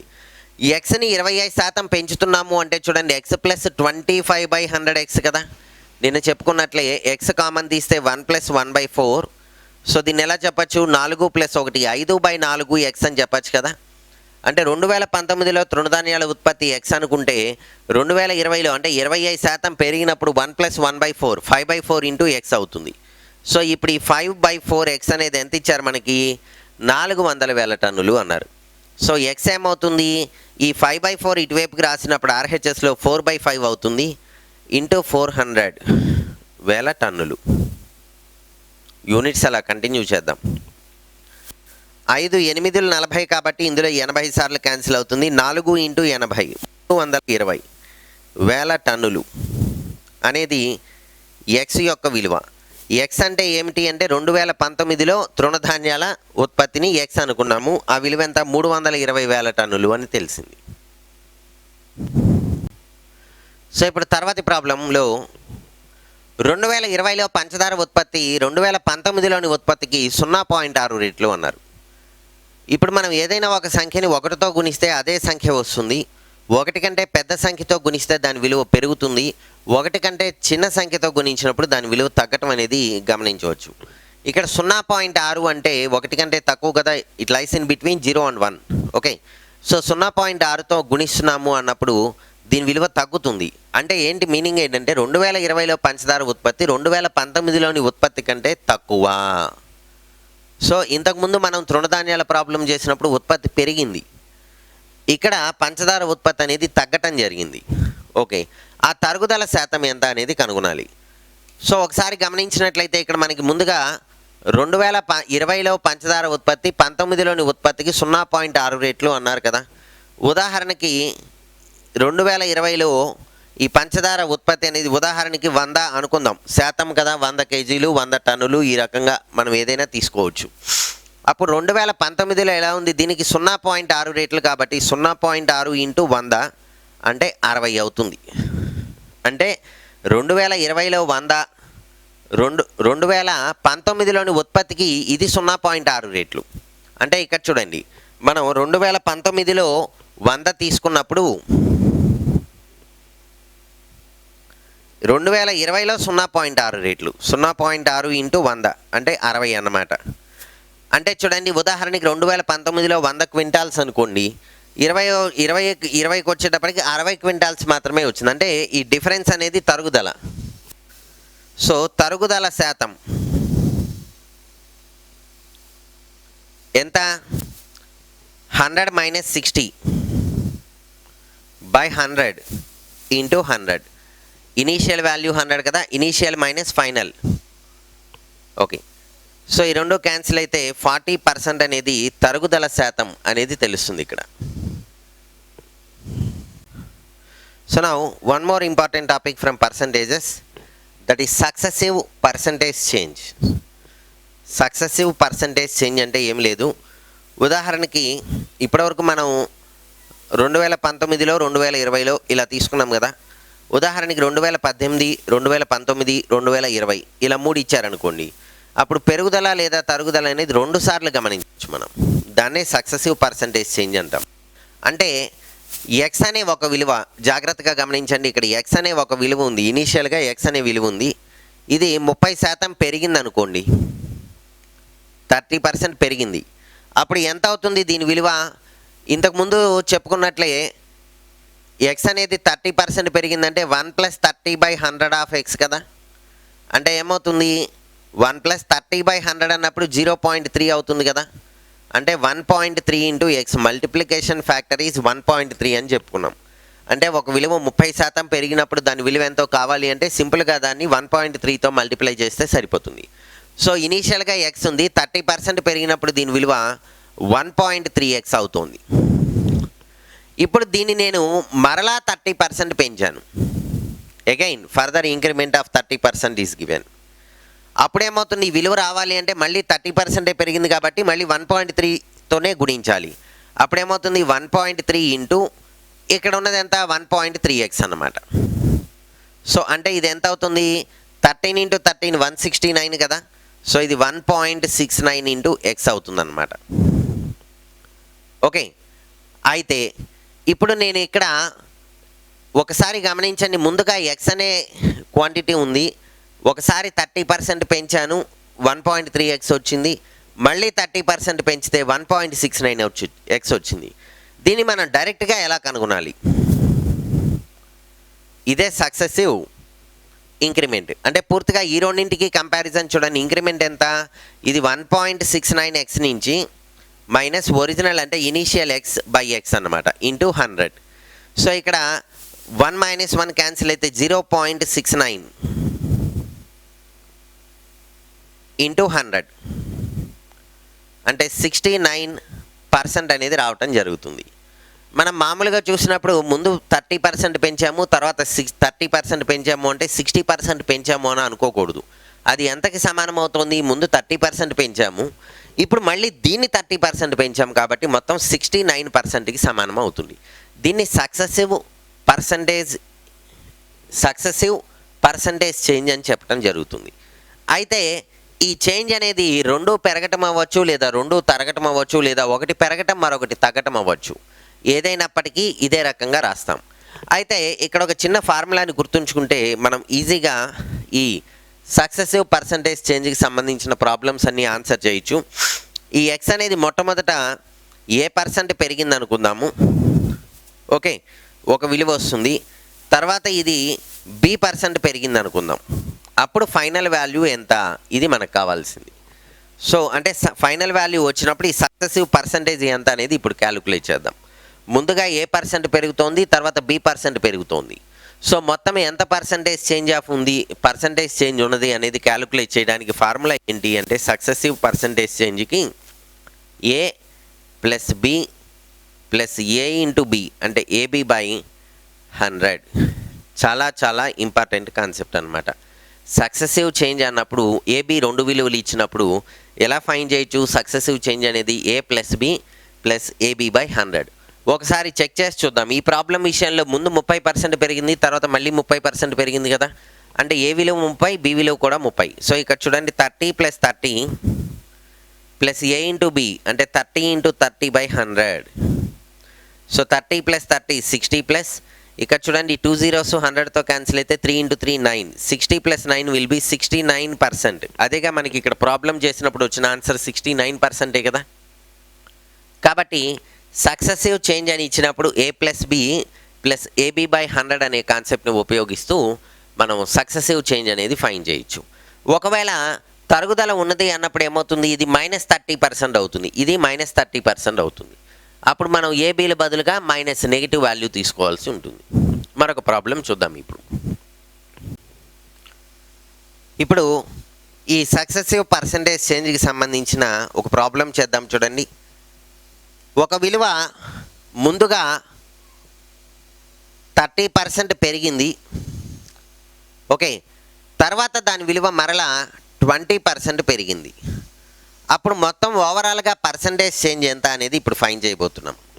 అంటే ముందుగా 30% పెరిగింది, తర్వాత మరలా 20% పెరిగింది. ఈ విలువ మీద పెరిగిన విలువ మీద 20% పెరిగింది.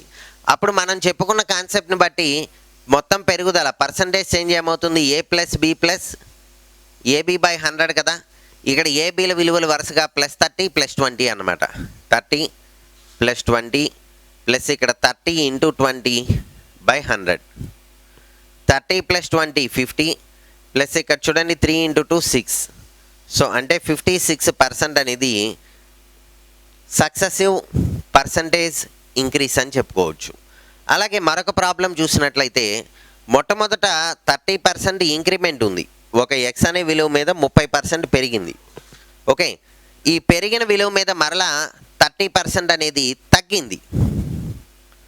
అప్పుడు ఫైనల్ ఇంక్రిమెంట్ ఎంత అంటే పర్సంటేజ్ చేంజ్ అనేది ఎలా ఉంది అనేది చూద్దాం. ముందుగా 30% పెరిగింది, తర్వాత దాని మీద 30% తగ్గటం అనేది జరిగింది. సో ఇప్పుడు a is equal to +30, b is equal to -30 అన్నమాట.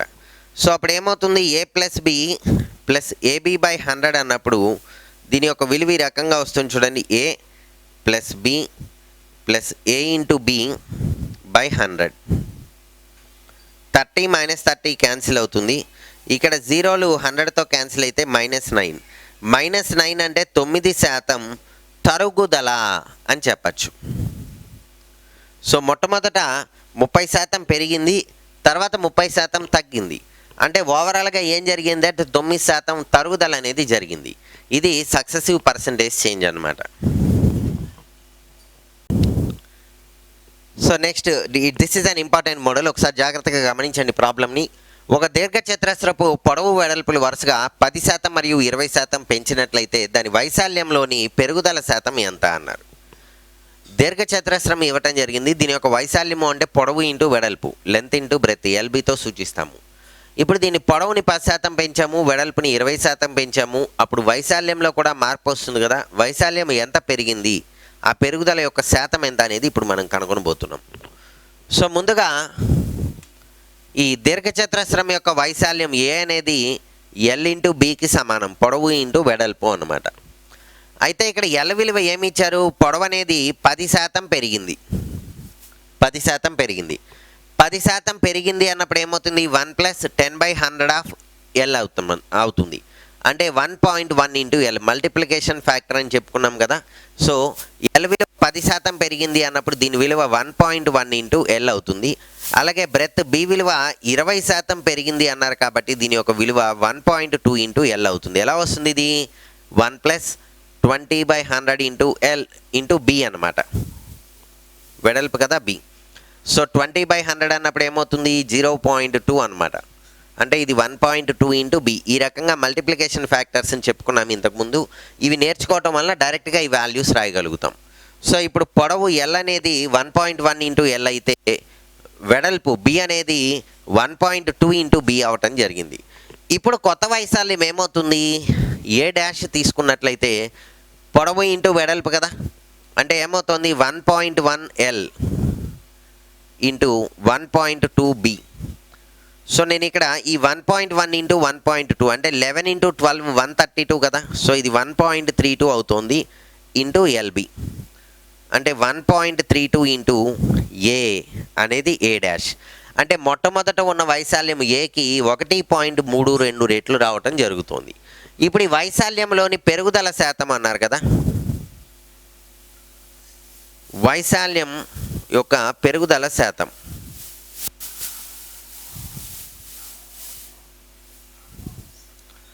ఏమవుతుంది అది ఫైనల్ మైనస్ ఇనీషియల్ టు 100. అంటే ఫైనల్ మైనస్ ఇనీషియల్ అన్నప్పుడు చూడండి 1.32 a minus a by a into 100. అంటే 0.32 ఇంటూ 100 దట్ విల్ బి 32% అని రావటం జరుగుతుంది. అంటే దీర్ఘచతురస్రం యొక్క పొడవుని 10% పెంచాము, వెడల్పుని 20% పెంచాము అన్నప్పుడు దాని యొక్క వైశాల్యము 32% పెరగటం అనేది జరిగింది. ఇప్పుడు ఇదే ప్రాబ్లమ్ని షార్ట్కట్లో ఎలా చేస్తాము అంటే పర్సంటేజ్ చేంజ్ ఈ కాన్సెప్ట్ని యూజ్ చేస్తూ షార్ట్కట్ ఎలా చేస్తున్నామో చూడండి. మొట్టమొదట 10% ఇంక్రిమెంటు, తర్వాత 20% ఇంక్రిమెంట్ అనేది రావటం జరిగింది. సో ఓవరాల్ ఏమవుతుంది a plus B plus AB by 100 కదా. అంటే ఏమవుతుంది ఇది a 10 plus b 20 plus a b 10 into 20 by 100. ఈ 2 zeros క్యాన్సిల్ అయితే 10 ప్లస్ 20 30 ప్లస్ 2 32% అనేది మనకు కావాల్సింది. ఇది డైరెక్ట్ మెథడ్లో చేస్తే ఈ రకంగా ఉంటుంది. షార్ట్కట్లో మనం a plus B plus AB by 100 successive percentage change కాన్సెప్ట్ని యూజ్ చేస్తే ఇలా రావటం జరుగుతుంది. అయితే ఇక్కడ సక్సెసివ్ పర్సంటేజ్ చేంజ్ అనేది ఎప్పుడు వస్తుంది అంటే 2 సార్లు ఇంక్రిమెంట్ లేదా 2 సార్లు డిక్రిమెంట్ లేదా ఒక ఇంక్రిమెంట్ ఒక డిక్రిమెంట్ ఎలా ఉన్నప్పుడైనా అప్లై చేయొచ్చు. సో తర్వాతి ప్రాబ్లం చూసినట్లయితే పంచదార యొక్క ధర 25% పెరిగినప్పుడు పంచదార యొక్క ధర 25% పెరిగింది. ఖర్చులో మార్పు రాకుండాటకు దాని యొక్క వినియోగమును ఎంత శాతము తగ్గించాలి అంటే బడ్జెట్లో ఖర్చులో మార్పు రాకూడదు. పంచదార ధర 25% పెరిగినప్పటికీ మనం పెట్టే ఖర్చులో ఎటువంటి మార్పు ఉండకూడదు అంటే దాని యొక్క వినియోగాన్ని తగ్గించాలి. ఇక్కడ పంచదార యొక్క ధర 25% పెరిగినప్పుడు ఎంత శాతం వినియోగాన్ని తగ్గిస్తే ఖర్చు అనేది మారకుండా అదే ఖర్చు ఉంటుంది అనేది లెక్కిద్దాం.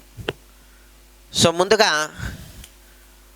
అసలు ఖర్చు అనేది ఎలా వస్తుంది అంటే పంచదార యొక్క ధర ఇంటూ ఎంత పంచదారని మనం వినియోగిస్తున్నాము అంటే క్వాంటిటీ అన్నమాట.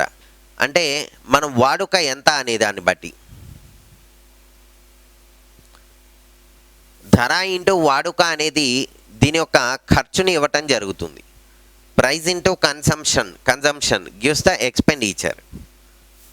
Price into consumption gives that expenditure. మొత్తం ఖర్చు రావాలి. ఉదాహరణకి మనం పంచదార 1 కిలో 100 రూపాయలు అనుకుందాము. 10 కేజీలు వాడితే 10 ఇంటూ 10 100 అవుతుంది. 20 కేజీలు వాడితే 10 ఇంటూ 20 200 అవుతుంది. ఈ రకంగా అన్నమాట.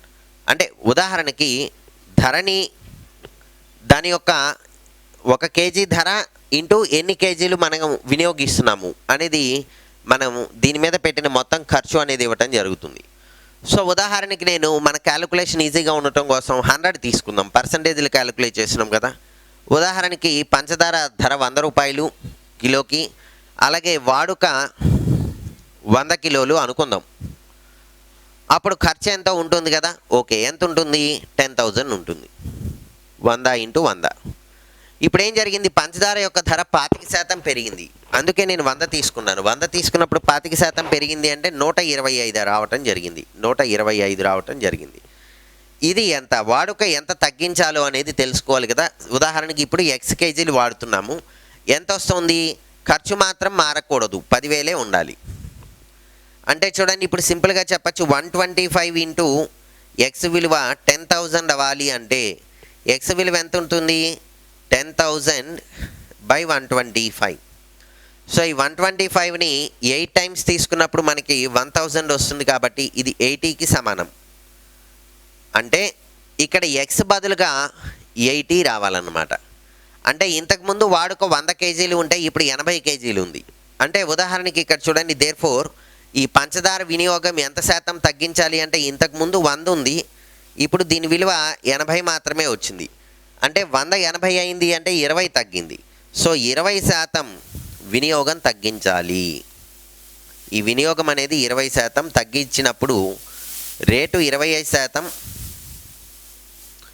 పెరిగింది.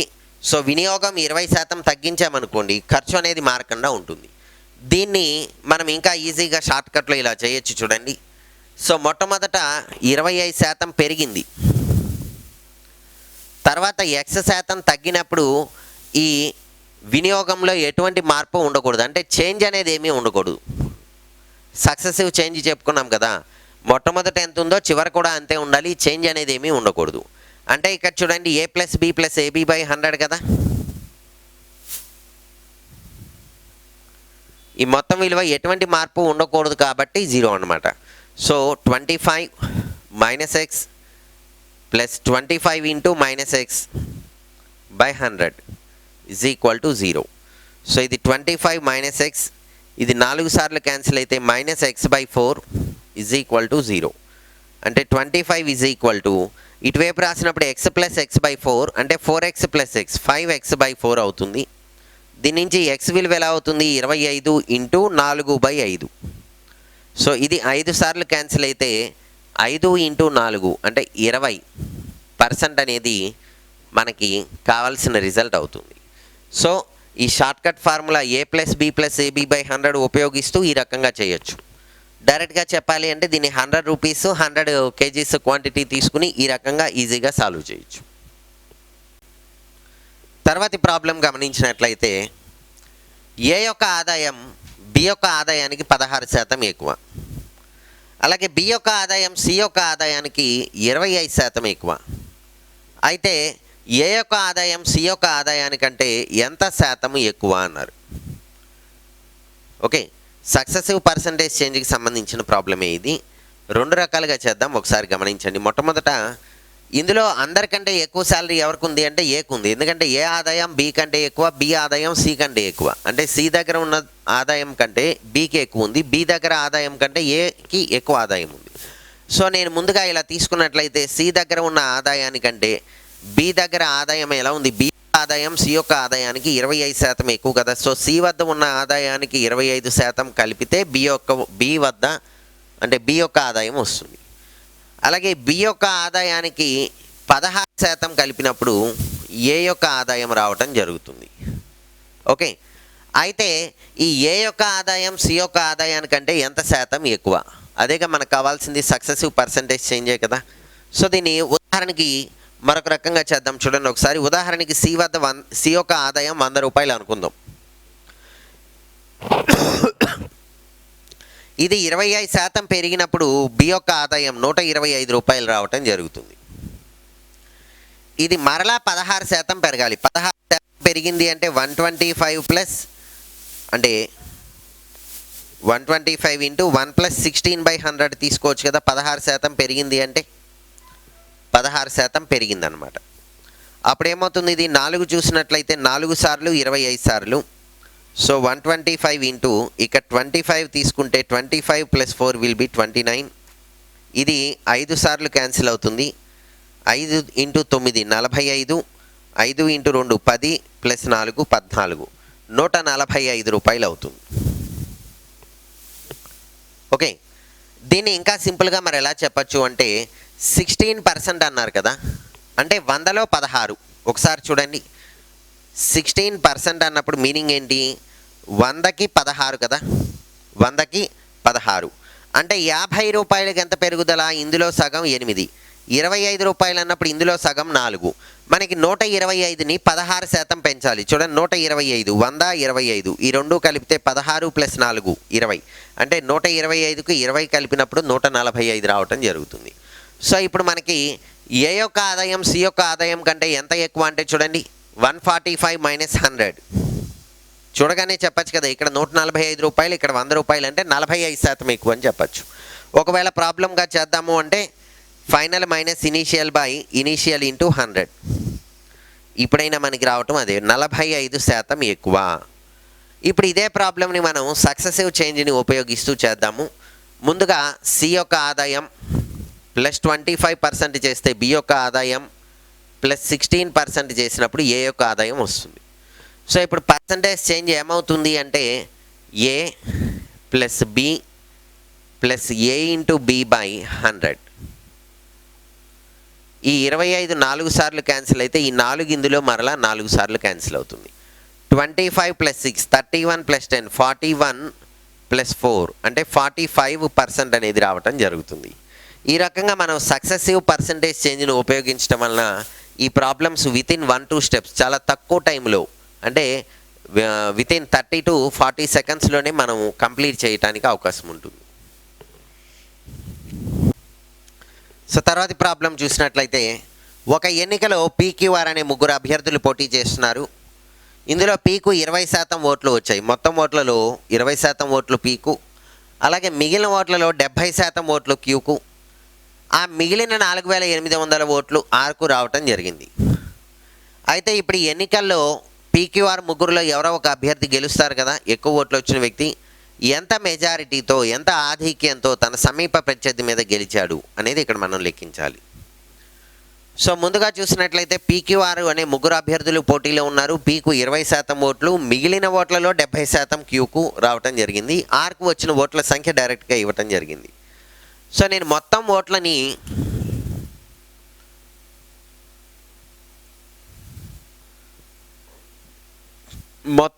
సంఖ్య 100x అనుకుందాం.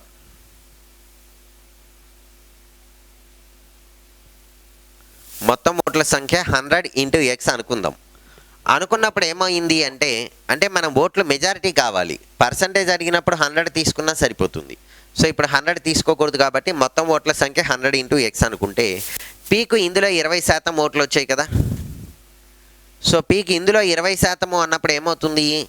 20/100 ఆఫ్ 100x అంటే ఏమవుతుంది? 20x అనేవి పీకు వచ్చిన ఓట్లు, 20 × x. మరి క్యూకి ఎంత వచ్చాయి? 70% ఓట్లు వచ్చాయి. ఎందులో?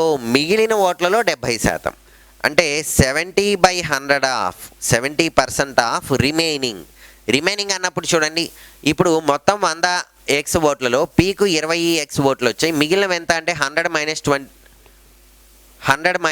20 అంటే 80x అన్నమాట. మిగిలిన 80x ఓట్లలో 70% క్యూకి రావటం జరిగింది. సో ఈ 2 zeros క్యాన్సిల్ చేస్తే 7 × 8 56x అనేది క్యూకి వచ్చిన ఓట్లు. ఇప్పుడు ఆర్కి వచ్చిన ఓట్లు అనేది క్లియర్గా ఇవ్వటం జరిగింది, 4800 ఓట్లు అని.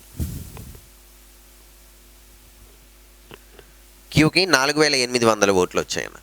అసలు ఆర్కి 4800 ఓట్లు వచ్చాయి. అసలు ఆర్కి ఎలా వస్తున్నాయి ఓట్లు అంటే, మొత్తం ఓట్లలో పీ ఓట్లు క్యూ ఓట్లు తీసేయగా మిగిలినవే కదా 6 ఓట్లు ఇక్కడ. ఇప్పుడు చూడండి, ఇక్కడ మొత్తం ఓట్లు 100లో పీకు మొత్తం టోటల్ 100xలో 20x ఓట్లు క్యూకు వస్తే ఇక్కడ మిగిలినవి 80x ఓట్లు మిగిలాయి. ఈ 80x ఓట్లలో మరలా క్యూఆర్లు పంచుకున్నారు. ఎలా? క్యూకి 56x ఓట్లు రావటం జరిగింది క్యూకి. ఇప్పుడు ఆర్కి ఎంత వస్తుంది అంటే చూడండి, 80 - 56గా, 80x - 56xగా. అంటే ముందుగా ఇక్కడ చూడండి 24x 56 + 24 గివ్స్ 80. మొట్టమొదట ఉన్న 100x లో 20x ఓట్లు P తీసుకున్నాడు. మిగిలిన 8x లో 56x ఓట్లు Q తీసుకున్నాడు. సో మిగిలిన 24x ఓట్లు అనేది R అనే వ్యక్తి సాధించడం జరిగింది. So this is equal 24x. ఈ 24x విలువని మనకి 4800 ఇవ్వటం జరిగింది. సో దీని నుంచి x ఎంత, 4800/24. ఈ 24 48లో 2 సార్లు క్యాన్సిల్ అవుతుంది కాబట్టి x విలువ 200 రావటం జరిగింది. ఎప్పుడైతే x విలువ తెలిసిందో ఇప్పుడు వీరికి ఈ ఎన్నికల్లో వచ్చిన ఓట్లన్నీ రాయొచ్చు. చూడండి, ఏకి వచ్చిన ఓట్లు ఎన్ని, P మొదటి పర్సన్ Pకి వచ్చిన ఓట్లు ఎన్ని, 20x కదా, అంటే 20 ఇంటూ x అంటే 200 అంటే 4000 ఓట్లు రావటం జరిగింది Pకి. మరి Q అనే వ్యక్తికి ఎన్ని ఓట్లు వచ్చాయి, 56 ఇంటూ x అన్నారు. 56 ఇంటూ 200 0 0 2 ఇంటూ 6 అన్నప్పుడు 12 2 ఇంటూ 5 10 + 1 11 ఓకే 11200 ఓట్లు రావటం జరిగింది Qకి. ఆర్కి ఎలాగూ 4800 ఓట్లు రావటం జరిగిందని ఇచ్చేశారు ప్రాబ్లంలో, 4800 ఓట్లు. ఇప్పుడు ముగ్గురులో ఎన్నికల్లో ఎవరు గెలిచారు, ఎవరికైతే ఎక్కువ ఓట్లు వస్తాయో వారు గెలిచినట్టు కదా, అంటే Q అనే పర్సన్ ఈ ఎన్నికల్లో గెలిచాడు. సో అతని తర్వాతి స్థానం ఎవరికి, Pకి 4000 ఓట్లు, Qకి 4800, ఆర్కి 4800 ఓట్లు కాబట్టి రెండో స్థానంలో ఆర్ అనే వ్యక్తి నిలిచాడు. వీరి మధ్యన గల భేదం ఎంత, అది మనకు కావాల్సింది. మెజారిటీ ఆధిక్యం ఎంత, 11200 ఓట్లు వచ్చిన వ్యక్తి మొదటి స్థానంలో నిలిస్తే 4800 వచ్చిన వ్యక్తి రెండో స్థానంలో నిలిచాడనమాట. సో ఇప్పుడు ఈ మెజారిటీ 11200 నుంచి 4800 తీసివేస్తే ఆధిక్యం అనేది తెలుస్తుంది. 12 - 8 అన్నప్పుడు ఇక్కడ 4 వస్తుంది.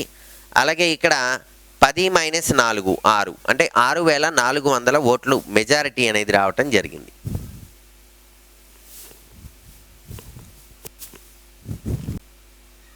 Now the next one is, ఒక భిన్నములోని లవమును 120% పెంచి హారమును 350% పెంచినప్పుడు ఆ భిన్నం యొక్క విలువ 11/27 అయింది.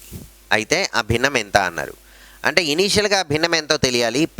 పెంచడం అనేది జరిగిన తర్వాత, అంటే లవహారాలను ఇచ్చిన పర్సంటేజ్లో పెంచిన తర్వాత ఆన్సర్ ఇచ్చారు. సో ముందుగా మనకి కావలసిన భిన్నము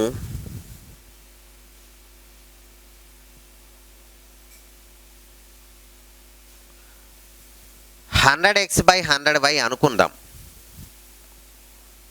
ఇలా 100 తీసుకోవటం వలన మనం పర్సంటేజ్ ఇంక్రీజ్ అనేది ఈజీగా రాయొచ్చు అనమాట. పర్సంటేజ్ ఇంక్రీజ్ అన్నప్పుడు 20% పెరిగింది అంటే 20 కలిపితే సరిపోతుంది.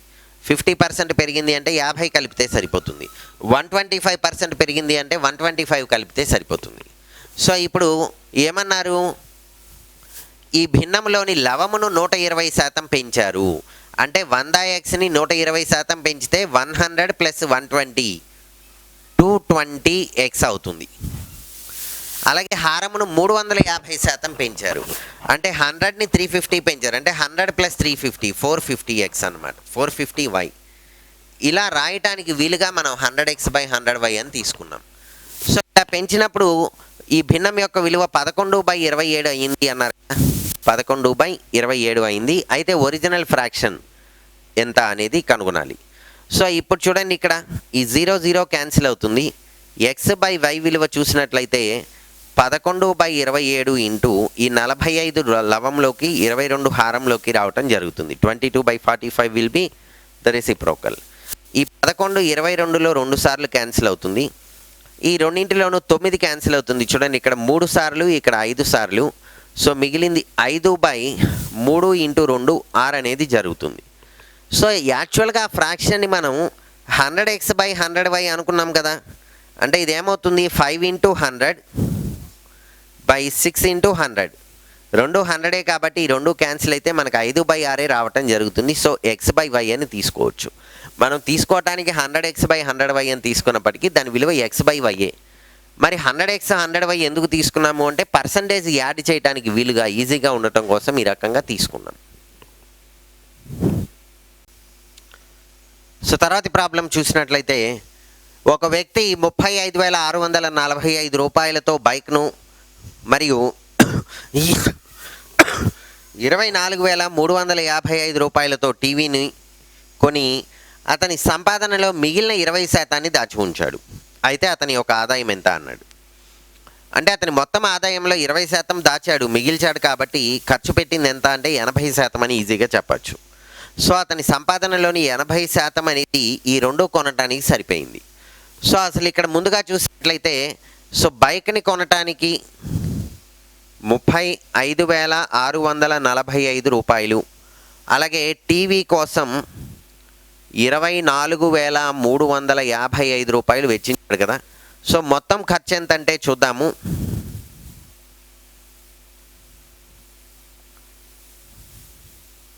₹60,000 అనేది మొత్తం ఖర్చు. అంటే అతను టీవీ మరియు బైక్ కోసం పెట్టిన ఖర్చు 60,000. ఏమిచ్చారు ఇక్కడ? ఈ 60,000 అనేది అతను 20% మిగిల్చాడు కాబట్టి 80% ఆఫ్ హిస్ శాలరీకి ఈక్వల్. 80% ఆఫ్ ఎక్స్. ఎక్స్ అంటే ఏంటి? That is his salary. అతని యొక్క ఆదాయం, సంపాదన, జీతం ఎక్స్ రూపాయలు అనుకుంటే అందులో ఉన్న 20% మిగిల్చాడంటే 80% ఖర్చు పెట్టాడు. అది 60,000కి సమానం. అంటే చూడండి 80% అంటే 80/100 of X is equal to 60,000 అన్నమాట. దీని నుంచి ఎక్స్ ఏమవుతుంది? 60,000 ఇంటూ 100/80 అవుతుంది. బట్ మనకు కావాల్సింది ఏంటి? ఎక్స్ అనేది. సో ఎక్స్ అంటే అతని మొత్తం సంపాదన కదా, ఇదే మనకు కావాలి.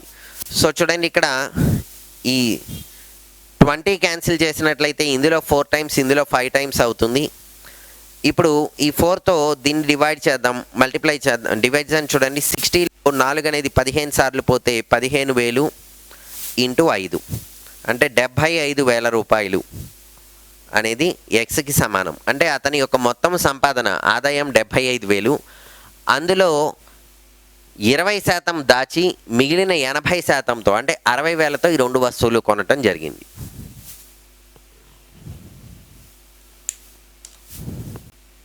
సో తర్వాతి మోడల్ ప్రాబ్లం చూడండి. ఒక పరీక్షలో ఉత్తీర్ణుడు అవటకు ఒక విద్యార్థి 35% మార్కులు సాధించాలి. అయితే 40 మార్కులు వచ్చిన ఒక విద్యార్థి 30 మార్కుల తేడాతో ఫెయిల్ అయినట్లయితే ఆ పరీక్షలోని మొత్తం ఎన్ని మార్కులకి నిర్వహించడం జరిగింది అంటే ఆ పరీక్షలోని గరిష్ట మార్కులు ఎంత అన్నారు. సో చాలా simple, without any calculation problem చూడగానే ఆన్సర్ పెట్టేయచ్చు. మీరు ఒకసారి జాగ్రత్తగా గమనించండి. 100 మార్కులకి పరీక్ష పెట్టారనుకోండి, పాస్ మార్క్ అనేది ఎంత? 35% అని అన్నారు కదా. అంటే 100కి 35 మార్కులు రావాలి, వస్తే పాస్ అయినట్లు. ఓకే, ఇప్పుడు ఈ విద్యార్థికి ఏం జరిగింది? 40 మార్కులు వచ్చిన విద్యార్థి 30 మార్కుల తేడాతో ఫెయిల్ అయ్యాడు. అంటే ఇతను పాస్ అవ్వాలి అంటే 40 + 30 70 మార్క్స్ రావాలన్నమాట. అంటే మరి ఇప్పుడు పాస్ మార్క్స్ 35 కాదు 70 రావాలి. మరి 70 రావాలి అంటే దీన్ని 2తో గుణిస్తే వస్తుంది కదా. అంటే మొత్తం ఎన్ని మార్కులు? ఇంటూ 2 అంటే 200కి పరీక్ష నిర్వహించినట్లయితే పాస్ మార్కులు అనేవి 70 మార్కులు అవటం జరుగుతుంది. అదే ఒకవేళ ఇంకొక 100 పెంచామనుకోండి, 300కి నిర్వహించినట్లయితే పాస్ మార్క్ అనేది 105 మార్కులు అవటం జరుగుతుంది. సో ఈ రకంగా ఈజీగా చెప్పచ్చు. సో తర్వాతి ప్రాబ్లంలో ఒక వ్యక్తి తన ఆదాయంలోని 75% ఖర్చు చేస్తాడు. అంటే తన ఆదాయంలో 75% ఖర్చు చేస్తున్నాడు అంటే మిగిలిన 25%ని పొదుపు చేస్తున్నాడు అని అర్థం. అయితే అతని ఆదాయం 20% పెరిగింది, ఖర్చు కూడా 10% పెరిగింది. ఇప్పుడు అతని పొదుపు యొక్క పెరుగుదల శాతం ఎంత అన్నారు. సో ఒక వ్యక్తి తన ఆదాయంలోని చూడండి, ఇది ఇన్కమ్, ఇది ఎక్స్పెండిచర్. ఈ రెండింటి మధ్య అంటే ఇన్కమ్ మైనస్ ఎక్స్పెండిచరే కదా సేవింగ్ అనేది. పొదుపు అనేది ఆదాయం నుంచి వ్యయం తీసివేస్తే వచ్చేదే పొదుపు. సో ఇక్కడ తన ఆదాయంలోని 75% ఖర్చు చేస్తాడు అన్నారు. అంటే ఉదాహరణకి అతని ఆదాయం 100 రూపాయలు అయితే 75 రూపాయలు ఖర్చు చేసి 25 రూపాయలు పొదుపు చేస్తాడు. 100 రూపాయలు ఆదాయం అయితే 75 రూపాయలు పొదుపు చేసి 75 రూపాయలు ఖర్చు చేసి మిగిలిన 25 రూపాయలని పొదుపు చేస్తాడు. ఇప్పుడు ఏం జరిగింది ఇక్కడ? అతని యొక్క ఆదాయము 20% పెరిగింది, అతని యొక్క ఖర్చు 10% పెరిగింది. అప్పుడు అతని పొదుపు ఎంత అనేది తెలుసుకుందాం. ముందుగా ఆదాయం 100 అనేది 20% పెరిగింది అంటే 100కి 20 పెరిగి 120 అయింది. అలాగే ఖర్చు 10% పెరిగింది అంటే 75లో 10% ఎంత? 75/10 కదా, అంటే 7.5. 75కి 7.5 కలిపినప్పుడు 82.5 అవుతుంది. ఖర్చు 82.5 అయింది. ఇంతకుముందు 75 రూపాయల ఖర్చు ఉంటే ఇప్పుడు 82.5 ఖర్చు అయింది. మరి ఇక్కడ పొదుపు ఏమవుతుంది? ఈ 120 - 82.5 అనమాట. అంటే 100కి పైన 20 ఉంటే కింద 17.5, 17.5 అంటే 37.5, 37.50 అంటే 37.5 అనేది పొదుపు. ఓకే, మరొకసారి చూడండి. ముందుగా 100 రూపాయల ఆదాయం ఉన్నప్పుడు 75 రూపాయల ఖర్చు, 25 రూపాయల పొదుపు. ఇప్పుడు ఈ ఆదాయం 20% పెరిగి 120 అయింది, ఖర్చు 10% పెరిగి 82.5 అయింది. సో ఈ రెండింటిని వచ్చి పొదుపు అనేది 37.5 అవుతుందని తెలుస్తుంది. సో ఇప్పుడు పొదుపులో పెరుగుదల శాతం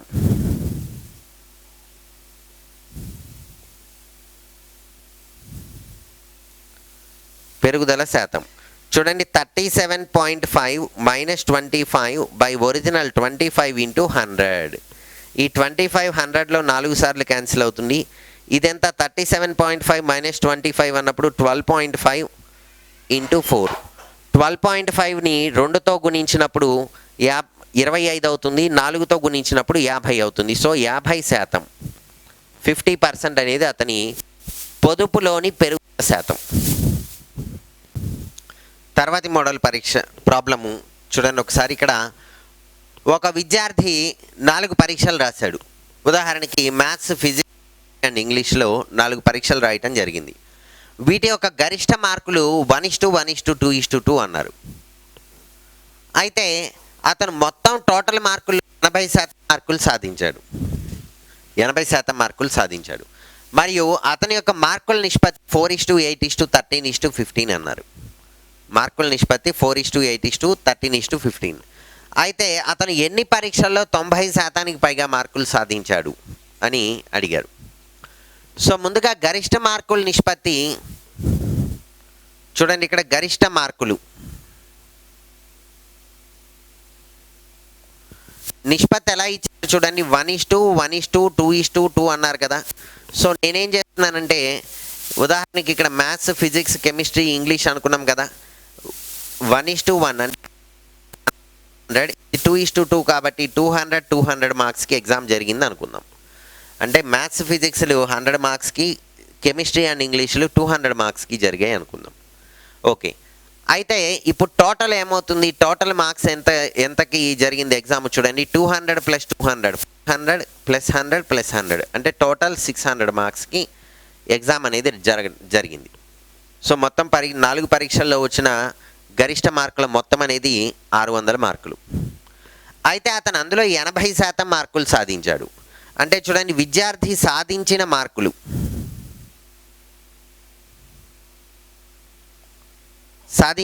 ఎన్ని? 80%. అంటే 80/100 ఇంటూ టోటల్ 600 అనమాట. ఈ 600లో క్యాన్సిల్ అయితే 6 × 80, 480 మార్కులు అనేవి ఆ విద్యార్థి సాధించాడు. సో ఇప్పుడు విద్యార్థికి వచ్చిన మొత్తం మార్కులు పరీక్షలు అన్నీ కలిపి 600 మార్కులకు పెడితే ఆ విద్యార్థికి 480 మార్కులు వచ్చాయి. అంటే 80% మార్క్స్ వచ్చాయని తెలిసింది. ఇప్పుడు అతనికి విడివిడిగా ఈ పరీక్షల్లో వచ్చిన మార్కుల నిష్పత్తి ఇచ్చారు కదా. సో ఎలా ఇచ్చారు? 4:8:13:15 అని ఇచ్చారు. సో ఇప్పుడు ప్రతి ఎగ్జామ్లోనూ వచ్చిన మార్కులు ఎన్ని అనేది ఫైండ్ చేద్దాం. మొట్టమొదట మ్యాథ్స్ ఎగ్జామ్లో వచ్చిన మార్క్స్ ఏమవుతున్నాయి చూడండి. 4 నిష్పత్తులు మొత్తం 4 + 8 12 + 13 25 + 15 40. So 4/40 of 480. అతనికి వచ్చిన 480 మార్కులలో మొత్తం 40 భాగాలు చేస్తే అందులో 4 భాగాలు మ్యాథమెటిక్స్లో రావటం జరిగింది. సో ఇక్కడ ఈ 0 క్యాన్సిల్ అయితే ఈ 4 కూడా క్యాన్సిల్ అవుతుంది. సో మనకి 48 మార్కులు రావటం జరిగింది. మ్యాథమెటిక్స్లో 48 మార్కులు వచ్చాయి. అలాగే నెక్స్ట్ ఫిజిక్స్లో చూసినట్లయితే ఫిజిక్స్కి రిలేటెడ్గా 8 ఇవ్వటం జరిగింది. సో 8/40 ఆఫ్ 480 అనమాట. సో ఇక్కడ కూడా చూడండి, ముందు 0 క్యాన్సిల్ చేసాము. ఈ 4 ఇందులో 2 టైమ్స్ క్యాన్సిల్ అయితే 2 × 48 అంటే 96 మార్క్స్ రావటం జరిగింది. నెక్స్ట్ కెమిస్ట్రీలో చూసినట్లయితే 13/40 ఆఫ్ 480. ఇక్కడ చూడండి, ముందు 0 క్యాన్సిల్ చేసాము, 4 ఇందులో 12 సార్లు క్యాన్సిల్ అవుతుంది. 13 ఇంటూ 12 అంటే ఇప్పుడు 12ని 10 సార్లు తీసుకున్నాం అనుకోండి, 120 అయిపోతుంది. 3 12లు ఎంత? 36. సో 156 మార్కులు రావటం జరిగింది. నెక్స్ట్ ఇక్కడ తర్వాత మ్యాథ్స్, ఫిజిక్స్, కెమిస్ట్రీ తర్వాత 4వది ఇంగ్లీష్ ఎగ్జామ్ ఉంది కదా. ఈ ఇంగ్లీష్లో వచ్చిన మార్కులు ఎంత? దీనికి సంబంధించి నిష్పత్తిలో ఉన్న విలువ 15/40 ఇంటూ 480. సో 0 క్యాన్సిల్, ఇది 12 సార్లు కదా. 12 ఇంటూ 15 అంటే 10 సార్లు తీసుకుంటే 120, 5 సార్లు తీసుకుంటే 60. 120 ప్లస్ 60 అన్నప్పుడు 180 మార్కులు రావటం జరిగింది. సో అతనికి మ్యాథ్స్, ఫిజిక్స్, కెమిస్ట్రీ మరియు ఇంగ్లీష్లో వచ్చిన మార్కులు లెక్కించాము. ప్రాబ్లం ఏమడిగారు? అతనికి ఎన్ని సబ్జెక్ట్స్లో, ఎన్ని పరీక్షలలో 90% పైగా మార్కులు వచ్చాయి అన్నారు. ఉదాహరణకి ఇప్పుడు మనం టోటల్ మార్క్స్ ఇవి కదా, ఇవి టోటల్. ఇందులో 90% మార్క్స్ అంటే ఎంత అవుతాయో చెప్పగలరా? చూడండి, 100లో 90% అంటే 90 మార్కులు రావాలి. ఇక్కడ కూడా 90 మార్కులు రావాలి. మరి 200లో అన్నప్పుడు 2 ఇంటూ 90 180 మార్కులు రావాలన్నమాట ఈ 2 చోట్ల. ఓకే, అలా వచ్చినప్పుడు అతనికి 90% మార్కులు వచ్చాయని చెప్తాం. మరి ఇప్పుడు ఎన్ని మార్కులు వచ్చాయి? ఇతనికి మ్యాథ్స్లో 48 మార్కులు వచ్చాయి, ఫిజిక్స్లో 96 మార్కులు వచ్చాయి, కెమిస్ట్రీలో 156 మార్కులు, అలాగే ఇంగ్లీష్లో 180 మార్కులు రావటం జరిగింది. సో 180 అంటే కరెక్ట్గా అతనికి 90% మార్కులు వచ్చాయి. 90% కంటే ఎక్కువ మార్కులు ఎన్ని పేపర్లలో వచ్చాయని అడిగారు. ఇక్కడ కరెక్ట్గా 90% వచ్చింది కాబట్టి ఇది లెక్కించకూడదు. 180 వస్తే 90% లేదా అంతకంటే ఎక్కువ వస్తే 90%కి పైన చెప్తాం. ఇక్కడ 156 కాబట్టి తక్కువ. ఇక్కడ 90కి 96 వచ్చాయి, అంటే 90% మార్కుల కంటే ఎక్కువ రావటం అనేది జరిగింది. ఇప్పుడు ఫిజిక్స్లో, మ్యాథమెటిక్స్లో కూడా 90% అనేది రాలేదు. సో అతనికి ఎన్ని ఎగ్జామ్స్లో, ఎన్ని పేపర్స్లో ఈ 90% ఎబో మార్క్స్ వచ్చాయి అంటే ఓన్లీ ఒక ఫిజిక్స్ పరీక్షలో మాత్రమే 90 మార్కులుకి 90% అప్పుడు 90 మార్కులు, అతనికి 96 మార్కులు రావటం వలన 90% ఎబో రావటం జరిగింది.